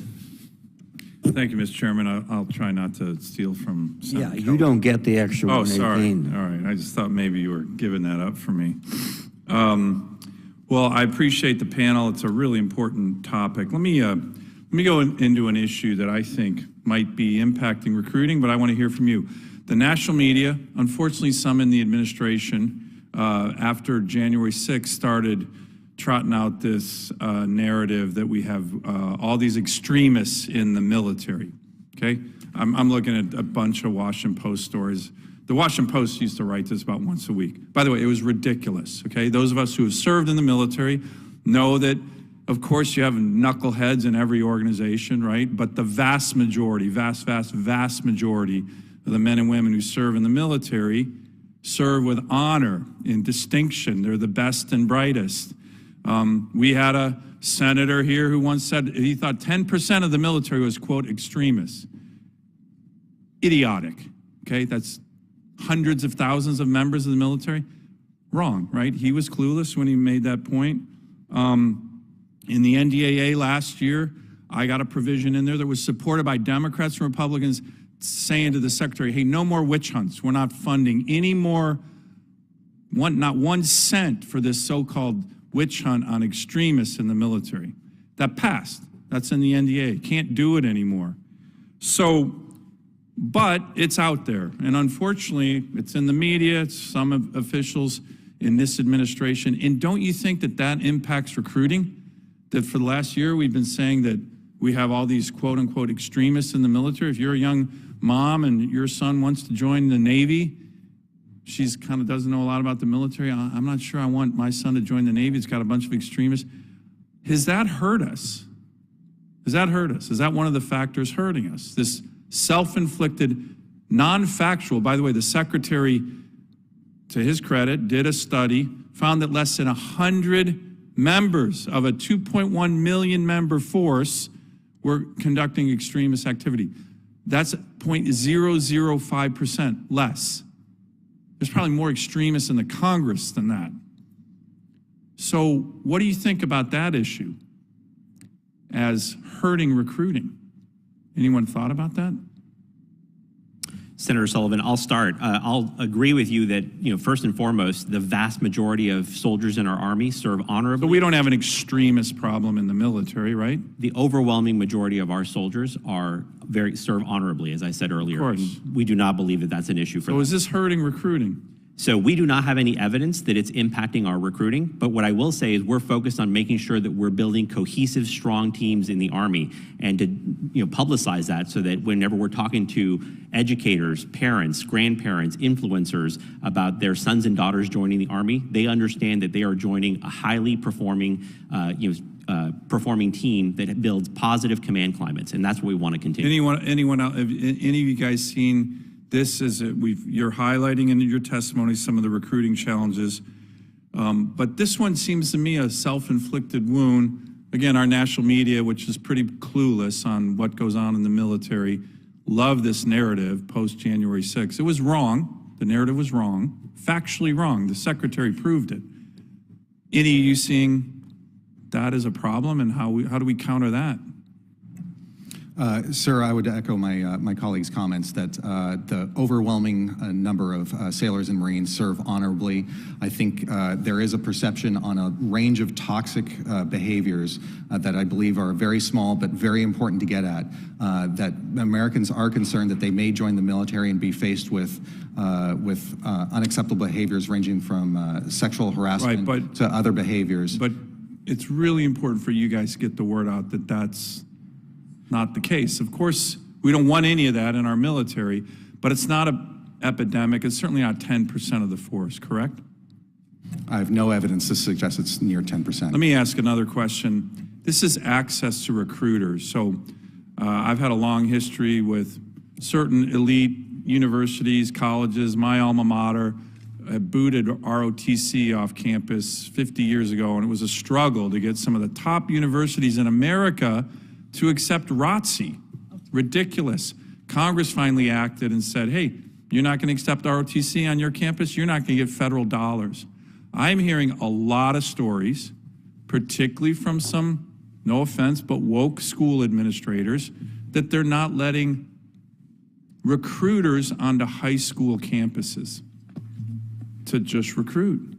So what I'd like to do for the record, and first ask if you're seeing it, but I'd like for each one of you to come back and give us any anecdotes to where high schools are not allowing recruiters on campus. And if that's the case, I believe the Congress should look at ways to say, all right, you're a high school, you don't want to bring the Marine Corps recruiter on your campus, your federal funds are cut off. What do you think about something like that? And are you seeing access on campuses as a problem for high schools? Sir, I have no examples of being denied access, but Secretary Del Toro recently wrote to more than 260 high schools asking for better access, just more regular access to students, and happy to follow up for the record. Anyone else? Senator, we met with the Department of Education just recently and talked about this as one of those issues, and there was a feeling that the military recruiters were targeting certain schools based on racial minorities and things like that, and not going to other schools. Okay, and you think that's true? I don't have the data on that, Senator, but I think the important thing is that they thought that we were targeting their children to go into the military instead of getting an education. And again, I think we need to have that narrative that the military is a way to get an education, and it's also a way to get a high-paying job. And so it's not a negative thing to have the recruiter show up to your school, but we can follow up to see if we have any specific examples. Thank you. Thank you, Mr. Chairman. Thank you, Senator Sullivan. Senator Manchin. Thank you, Mr. Chairman. I want to thank everybody in uniform, everybody who's ever been in uniform previously or is in uniform today for the service. I always thought that the person who's willing to put a uniform on is willing to take a bullet for me or my family, and I can't express my gratitude more than that. With that being said, I come from a state of West Virginia, and we have a high percentage of people who serve in the military. On the Vietnam Wall, we have more names per capita than most any state, and they continue. I always say we're always ready to fight, and we're willing to answer the call for our country. And if there's not a good war going on or a fight, we'll fight each other until we get ready to be called. I mean, we're always prepared. So, with all that being said, I'm off of what Senator Sullivan just said. I was at a time when I went to WVU, and my family, my grandfather was in the military, my father and my uncles were all military. But, you know, I had not been exposed because the time element in 65, I go as a freshman at WVU, and automatically I'm in ROTC. And I'd pick Army or Air Force. And I chose Army, and I was there for 2 years. And I really, really enjoyed it. I learned so much. And I guess it was taken out after the Vietnam War. I think that brought it to a head, is what I understand, when it came to combination. But it's something we should. It was a land-grant school. I understood that all land-grant schools were mandatory to have 2 years of ROTC.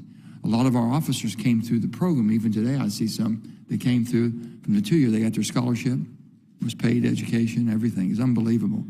And then I go into college, to campuses around high schools, again what Senator Sullivan said, and I see a lot of the junior ROTC, junior ROTC, which is extremely, extremely important.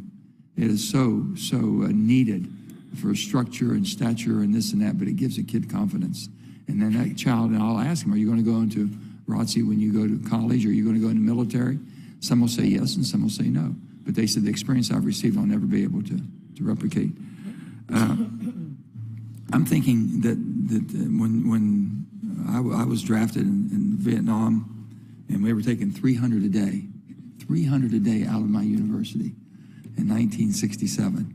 I just got hurt playing ball, so they wouldn't take me, and I was scared to be 4Fs. I finally got a 1Y in case of national emergency. But we were going there to defend our country. We were going there basically to serve. We all knew that we would be in combat. And today, I'm not sure. Someone said, how would we react if we were Ukraine?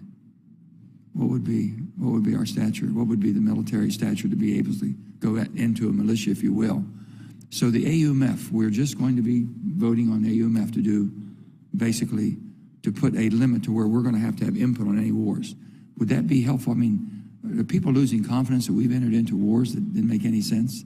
I got to be honest with you. Our support of Ukraine is the only just war I've seen in my lifetime. I was told about Vietnam. We had to stop the communists there. I've watched Afghanistan. I watched Iraq. I watched all of these things. You're right. This is truly a just intervention that we're involved in. I hope we stay and basically become victorious in that. So I don't know how that's helping you or hurting you and what your sales pitch might be. I don't think it's the same. And I don't understand the wokeness at all, so it doesn't affect in my state at all. I mean, we're still ready to go. Just call us, we'll be there. Appalachia has basically been a real fertile ground for the military. The whole Appalachia, 13 states in Appalachia. And so I'm curious to see what we can do to help. What can we do to help? If it's education, let us know. If it's ROTC again, let us know. If it's the support, you know, and we have I can tell you that the National Guard has been invaluable, what they've been able to do in our states. So tell me what you all would think the greatest one thing that we could do to help you.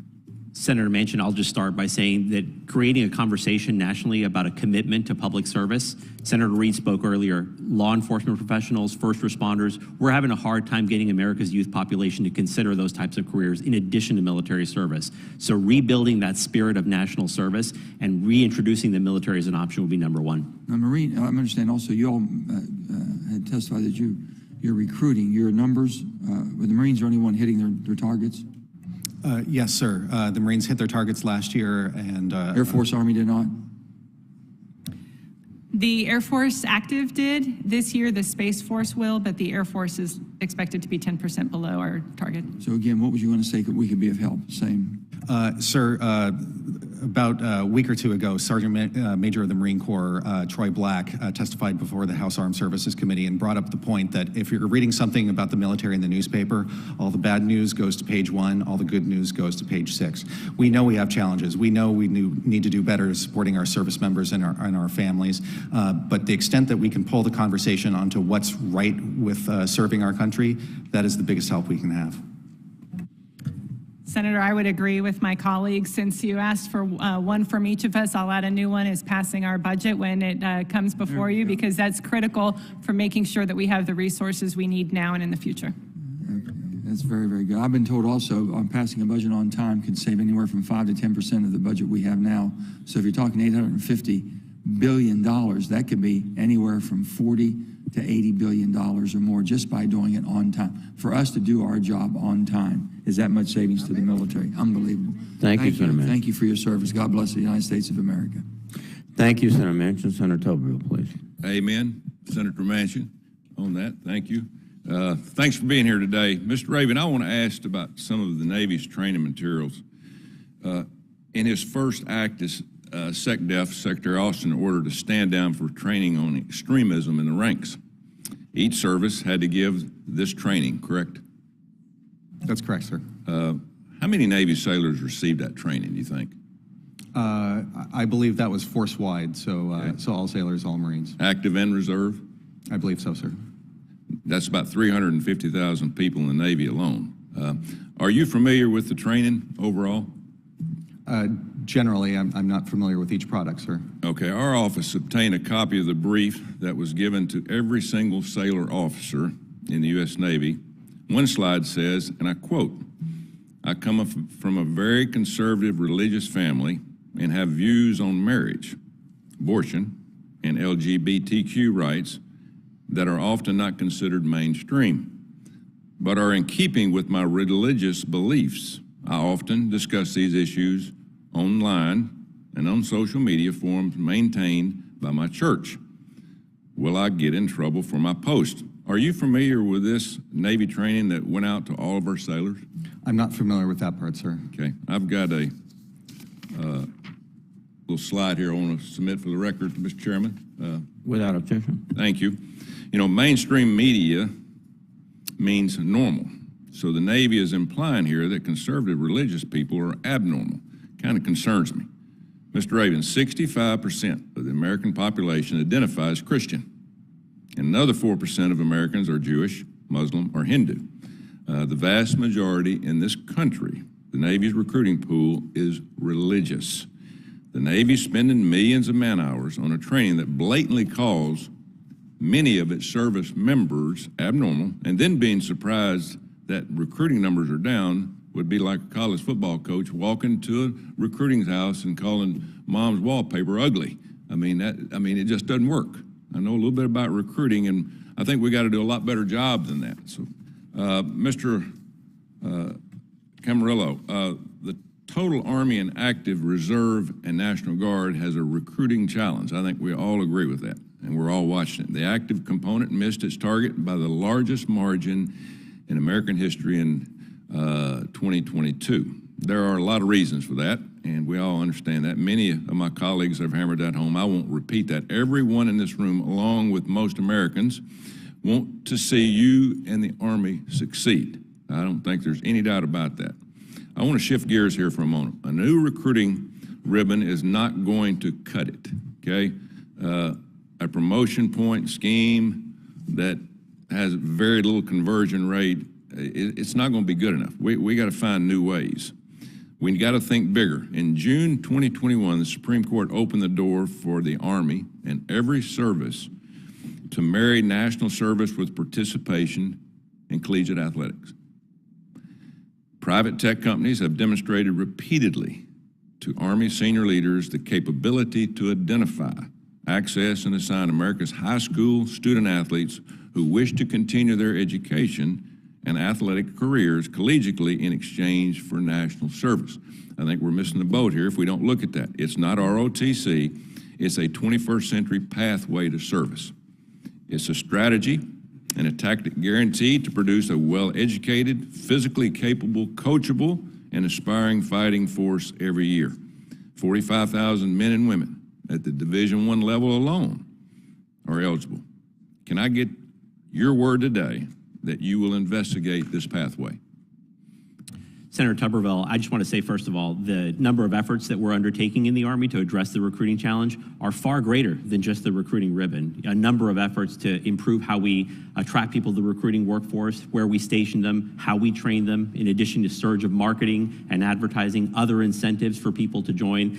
It is a whole of Army approach to try to address this significant challenge. But certainly, I'd be willing to work with you and look forward to discussing that proposal. Thank you very much. Imagination, we got to start using it. Thank you very much. Thank you, Mr. Chairman. Thank you, Senator Tuberville. Senator Shaheen, please. Thank you, Mr. Chairman, and thank you to each of you for being here today and for the work that you're doing on a daily basis. You know, I'm not surprised, frankly, that we have a recruiting challenge in our services, because we have a workforce challenge everywhere I have been in the last 2 or 3 years. Every company I've been to in New Hampshire has the same concerns about not having an adequate workforce to do the jobs that we're creating. I was at the Kennedy School in the early 2000s, where the dean of the Kennedy School at Harvard was a workforce expert. And I remember he showed us charts of what was going to happen to the workforce in the United States at the end of the teens and the early 20s. And it was very clear that we were going to be, because of our birth rate, we were going to be relying on older workers and immigrants for filling the workforce needs that we have in the country. Now, over the last 6 years, we have had the lowest legal immigration rates in my lifetime. And let's not kid ourselves, that is affecting the workforce chain, whether it's our military or the people who are building our roads and cleaning our streets.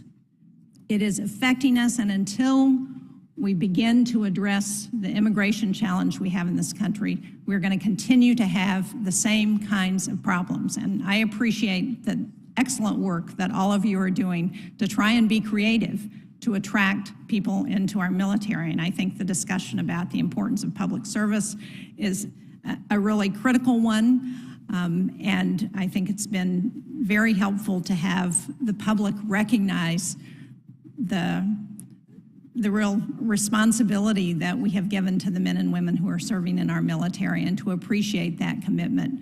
But we've got to also look at the broader picture here, and I recognize that you all aren't going to change the legal immigration policies in this country, but I think it's really important for us to put on the table the fact that we've got to address this issue if we're going to address workforce, not just in the military, but across our workforce throughout this country.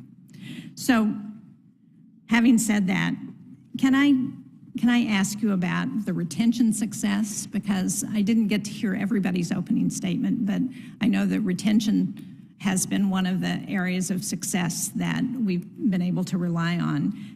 Can you talk about how you're trying to leverage that in terms of recruitment, and what support we can give you from Congress to encourage that?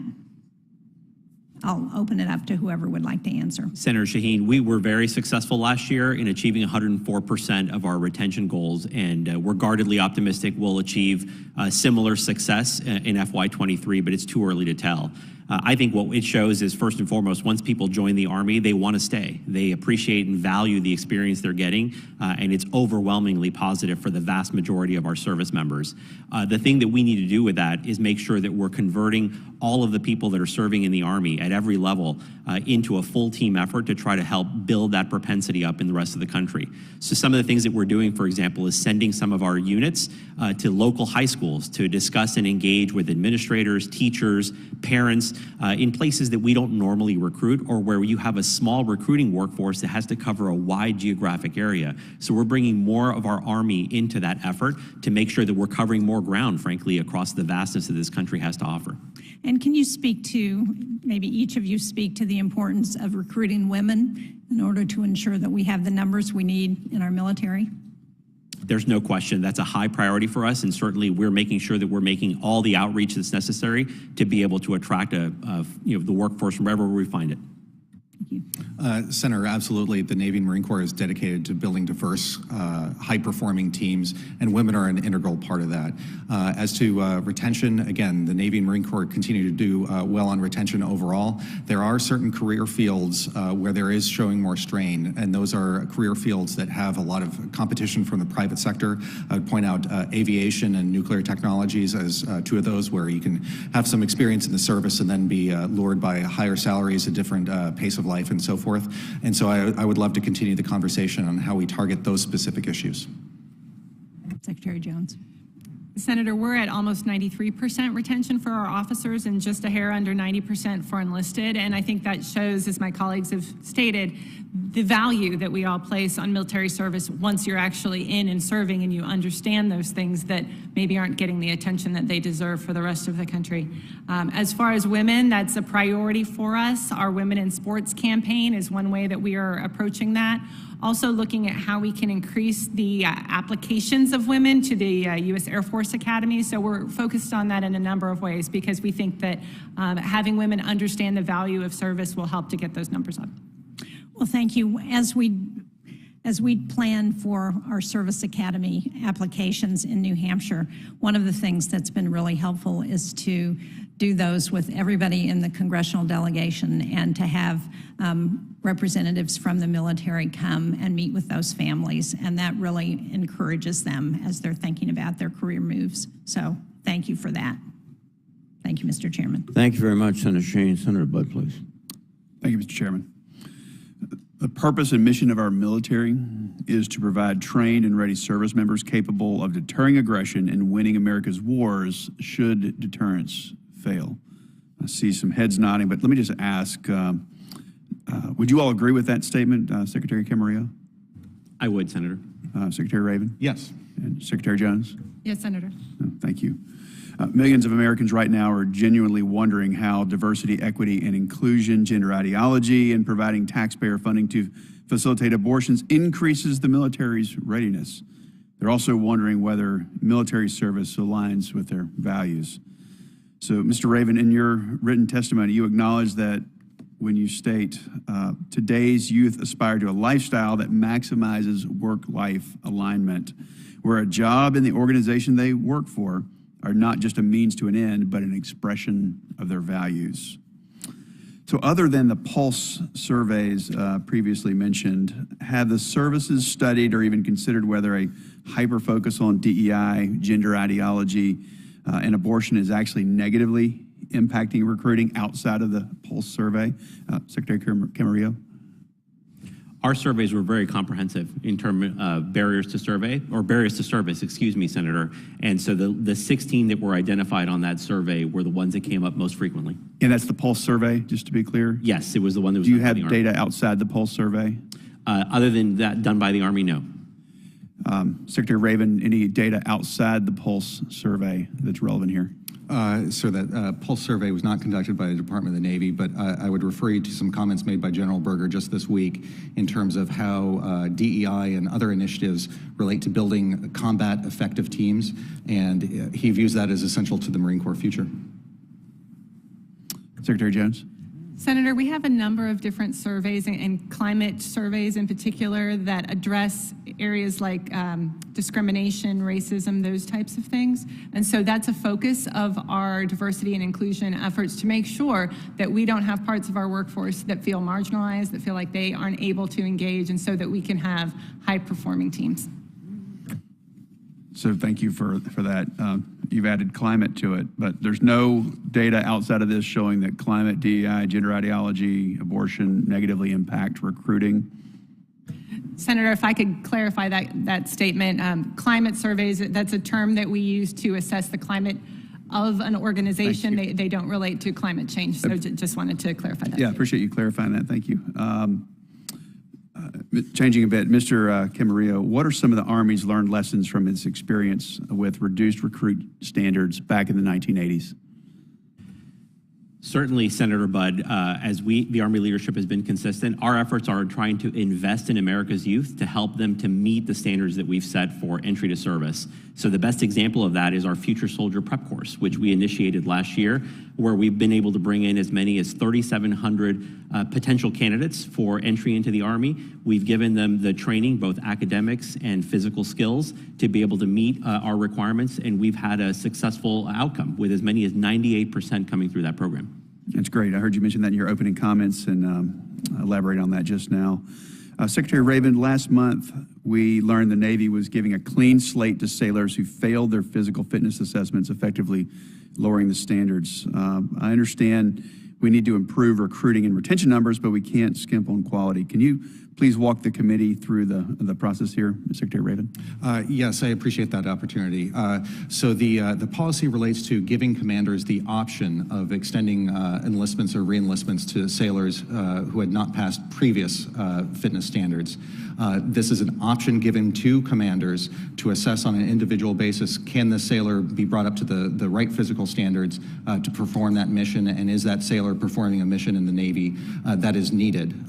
Again, this is an option being given to commanders, not a direction.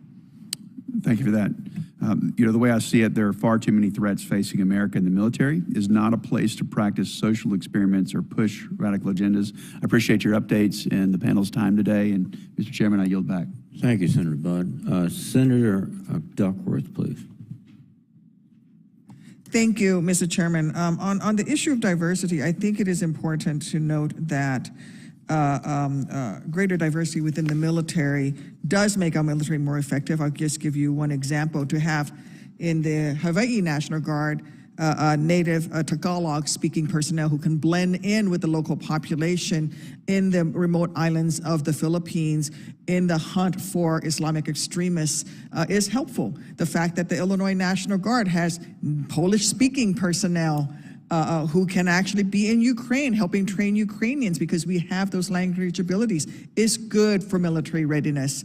I speak Thai. The fact that I could speak with my Thai military counterparts when I was wearing the uniform of this great nation was helpful to military readiness. To have native Thai speaking and Indonesian speaking soldiers who can participate in Cobra Gold and in Garuda Shield is helpful to this nation and in fact helps with our readiness.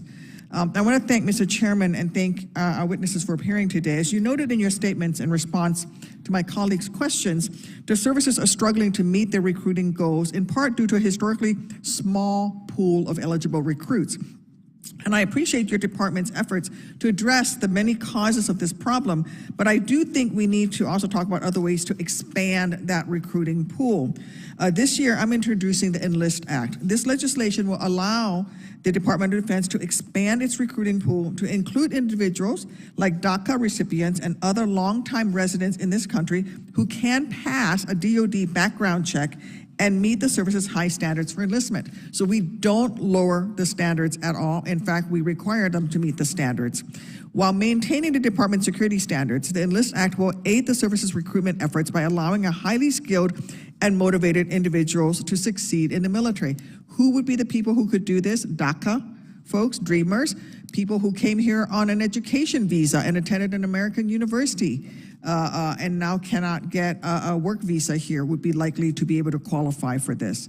To all of our witnesses, I'd like to hear from each of you whether you think the Enlist Act's expansion of the pool of possible recruits would benefit military recruitment efforts, especially since it does not lower the standards and you must pass the background checks. Senator Duckworth, I'm familiar with the legislation. I'm committed to working with you, as I am with the rest of the department, to ensure that we can address the ultimate goal here, which is how do we expand the pool of qualified and interested and engaged applicants to join the armed forces. I will just say that, certainly there's ways we can work through the considerations that you identified in your question, such as making sure that we provide the right background checks and that they meet our standards. In addition, I'll just note that how we engage a broader set of the population is also really important for us. So in the Army in this last year, looking at just lawful permanent residents, we're undertaking a different campaign with Army Recruiting Command, where we're specifically looking for soldiers with those backgrounds to be able to engage with those communities, often in their specific native languages, to be able to attract them to come and join the Army. Thank you. Secretary Raven? Thank you, Senator. Same answer. Expanding the pool of candidates is very important to the Navy and Marine Corps. And let me tell you just one story. I visited a ship recently where I saw a sailor who was a little bit older than you'd expect. He had grown up in Nigeria, came to this country, got a green card, and was just inspired by what the Navy could offer him. And so he joined and is now beginning his time in the Navy. It's an inspiring story, especially for someone who grew up so far away. So I think offering these types of opportunities to more people is a very worthy goal. Thank you. Secretary Jones? Senator, I agree that any path to expanding the pool of applicants that can meet our high standards is valuable. So we look forward to working with you to see how these types of efforts can progress. And within the Air Force, we're also looking at a path to naturalization for those who come and serve. We have a pilot that's going on at our basic military training in that regard. And so I think that's a similar intent to what you're trying to achieve. Thank you. I want to pull a thread that several of my colleagues have raised related to the recent Army survey. When asked to compare different potential barriers to service, respondents weighed most heavily on the idea that they'd be putting the rest of their lives on hold if they joined the military. The reserve components can give individuals the opportunity to serve in the military while also pursuing a civilian career. As a member of the reserve component my entire military career, I was working on a PhD, trying to join the Foreign Service until an RPG changed my life trajectory. Like my colleague, Senator Ernst, my reserve service was an integral part of my life, but not an interruption. Yet the reserve components have largely also struggled to meet recruiting goals. To all the witnesses, can you speak to your strategy for reaching potential recruits who may be interested in becoming reservists as opposed to serving an active component? And what steps can you take to improve your marketing efforts and better message the specific benefits of a special role in the reserve component, that's reserve forces and National Guard, to our national defense? Senator Duckworth, I fully agree with you, and I think one of the first things that we did starting last year was to surge the marketing and advertising budget and the number of recruiters that are working on specific recruiting for the reserve component. I think another thing that we need to do in response to this specific issue is to address and identify and educate on the range of career options and flexibilities that a career in Army Reserve would afford a young American. You know, whether you've had some college experience, you have experience in a certain career field, and you want to learn something different, this is a place where you can possibly learn and get training to achieve your career ambitions, even if you want to try something different. Thank you, Senator. In the last year, we've stood up a Naval Reserve Recruiting Command to focus on those opportunities for those who may want to serve in the Navy part-time. You will also see more targeted advertising. Previously, the Navy had, join the Navy, see the world. We're focusing more on the opportunities to join the Naval Reserves, and the Marine Corps has had a very strong Marine Reserve recruiting program for quite some time. Mm-hmm.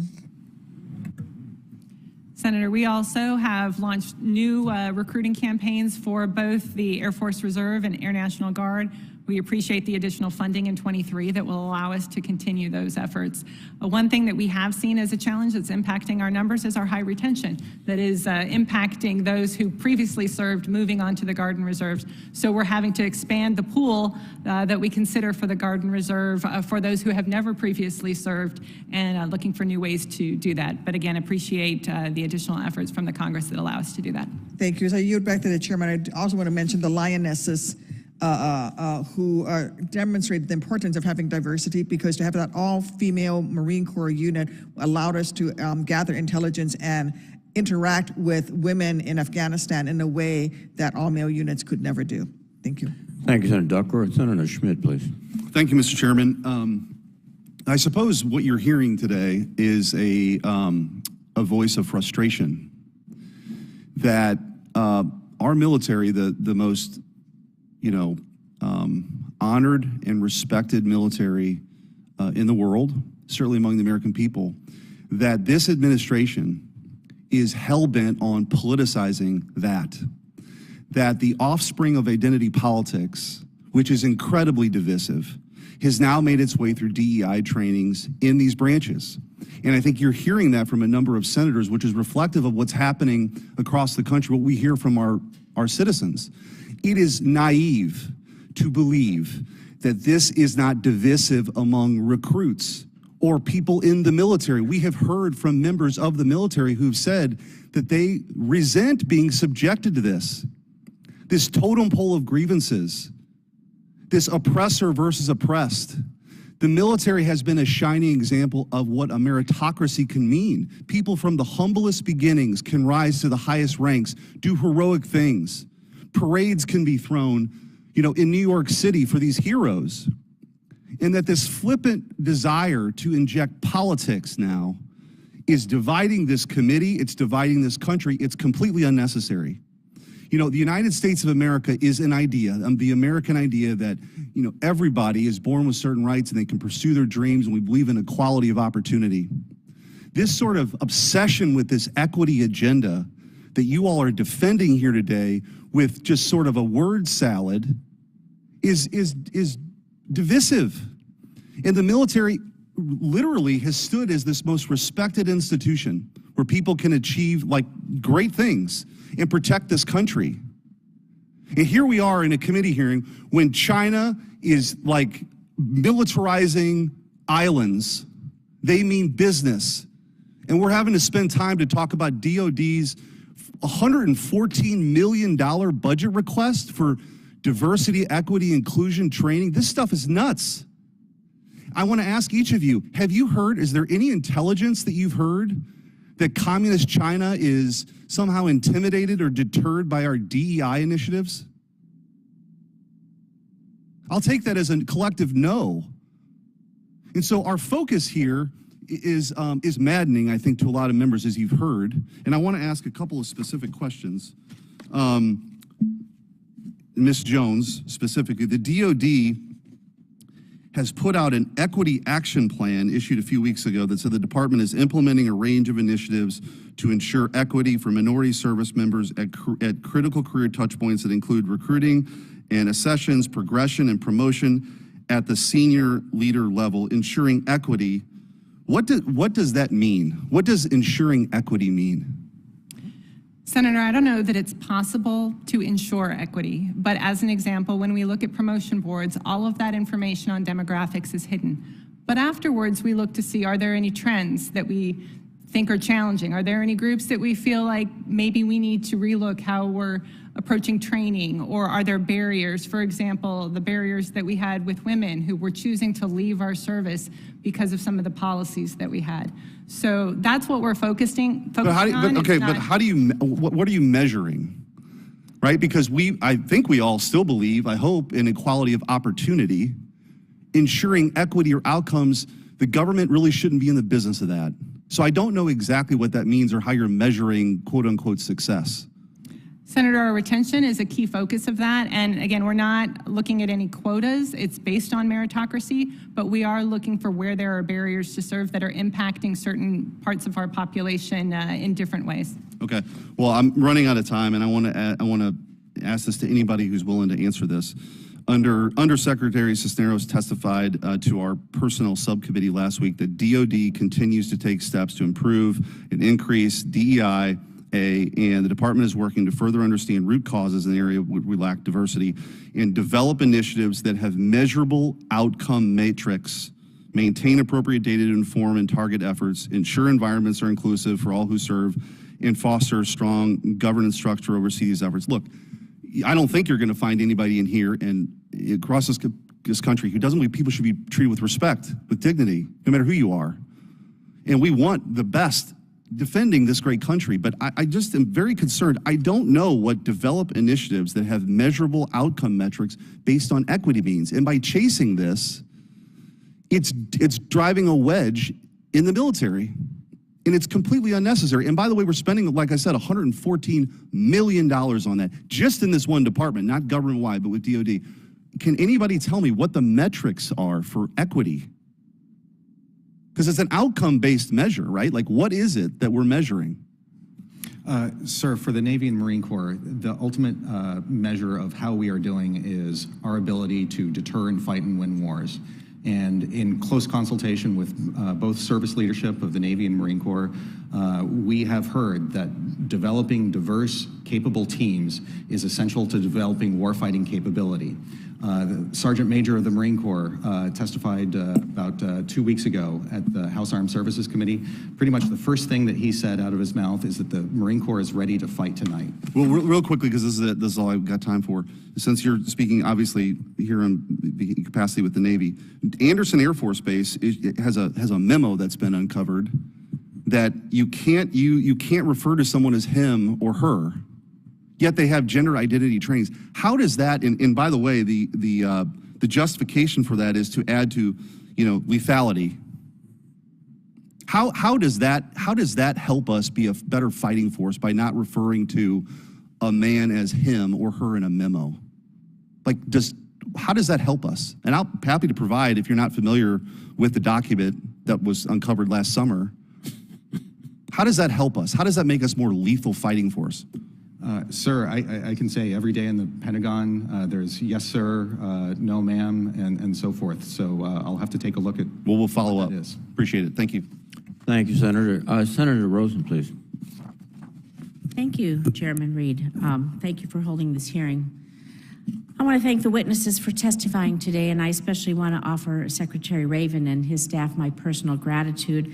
You worked with me and the whole Nevada delegation on a consensus proposal to modernize the Fallon Range Training Complex, and it was included in the FY23 NDAA, and we are grateful. And I just want to add that I agree with Senator Duckworth. Of course, most of our offices employ veterans, but I am proud to employ a few reservists. And what it has added to our team is they get to serve their country in both ways, here in the Senate and in the military. It is terrific, and I'm very proud of that. So I'm all for the reserve. But I want to talk a little bit about the impact of housing on recruitment and retention, because in addition to answering the call to serving our country, men and women enlist in the military to build their skills, learn a trade, set themselves up for success, both during and after their service. But it's no secret to many recruits that support mechanisms that they're promised at the time of enlistment are not always in place at their time of service. And so Secretary Jones, junior enlisted service members, including airmen stationed at Nevada's Nellis Air Force Base, they're averaging only 12 months in our barracks or dormitories before they're being forced to move off base and into expensive private housing in the Las Vegas market. And there's an on-base housing shortage. And so I'm pleased to have worked with DoD to update their joint travel regulations so that these troops now receive partial dislocation allowance, so they're no longer forced to cover all their rental deposits and moving costs before they begin receiving their basic allowance for housing. So, Secretary Jones, can you confirm to me that our junior enlisted are now receiving their partial dislocation allowance to cover their deposits and moving costs? I had roundtable after roundtable. This was very distressing to the young men and women and causing them to go into debt or other avenues to cover that. Senator, I'll have to get back to you on that specifically. I do understand the issue. I'll actually be going out to Nellis in the next 2 weeks to see that area personally, but I'll get back to you on whether that's already in place. Well, good. When you're there, I want you to let's talk about how we address the housing shortage at Nellis. It's a crown jewel of the Air Force, and we want to have people there. And I think it has a negative impact on recruitment and retention as our young service members tell others that they can't afford to, they can't stay on the base, and they're having issues moving off the base. So I'm disappointed that there's no housing request in the FY24 budget request, but I hope we can continue to work on that and maybe modify that. I'm going to move on, and let's see. Well, my clock is broken, so I have to look over here, Mr. Chairman. Everyone's talking about competing for a talented workforce. It's a acute challenge, like Senator Shaheen said, in the private service, in public service, military service, private industry, all of that. And the 2022 National Defense Strategy places individuals at the forefront of our ability to maintain a credible deterrent. And so to recruit and retain the most talented Americans, we believe we must reform, obviously, how we do business, and part of this reform requires DoD to fill specific technology gaps, including cyber, data, artificial intelligence domains.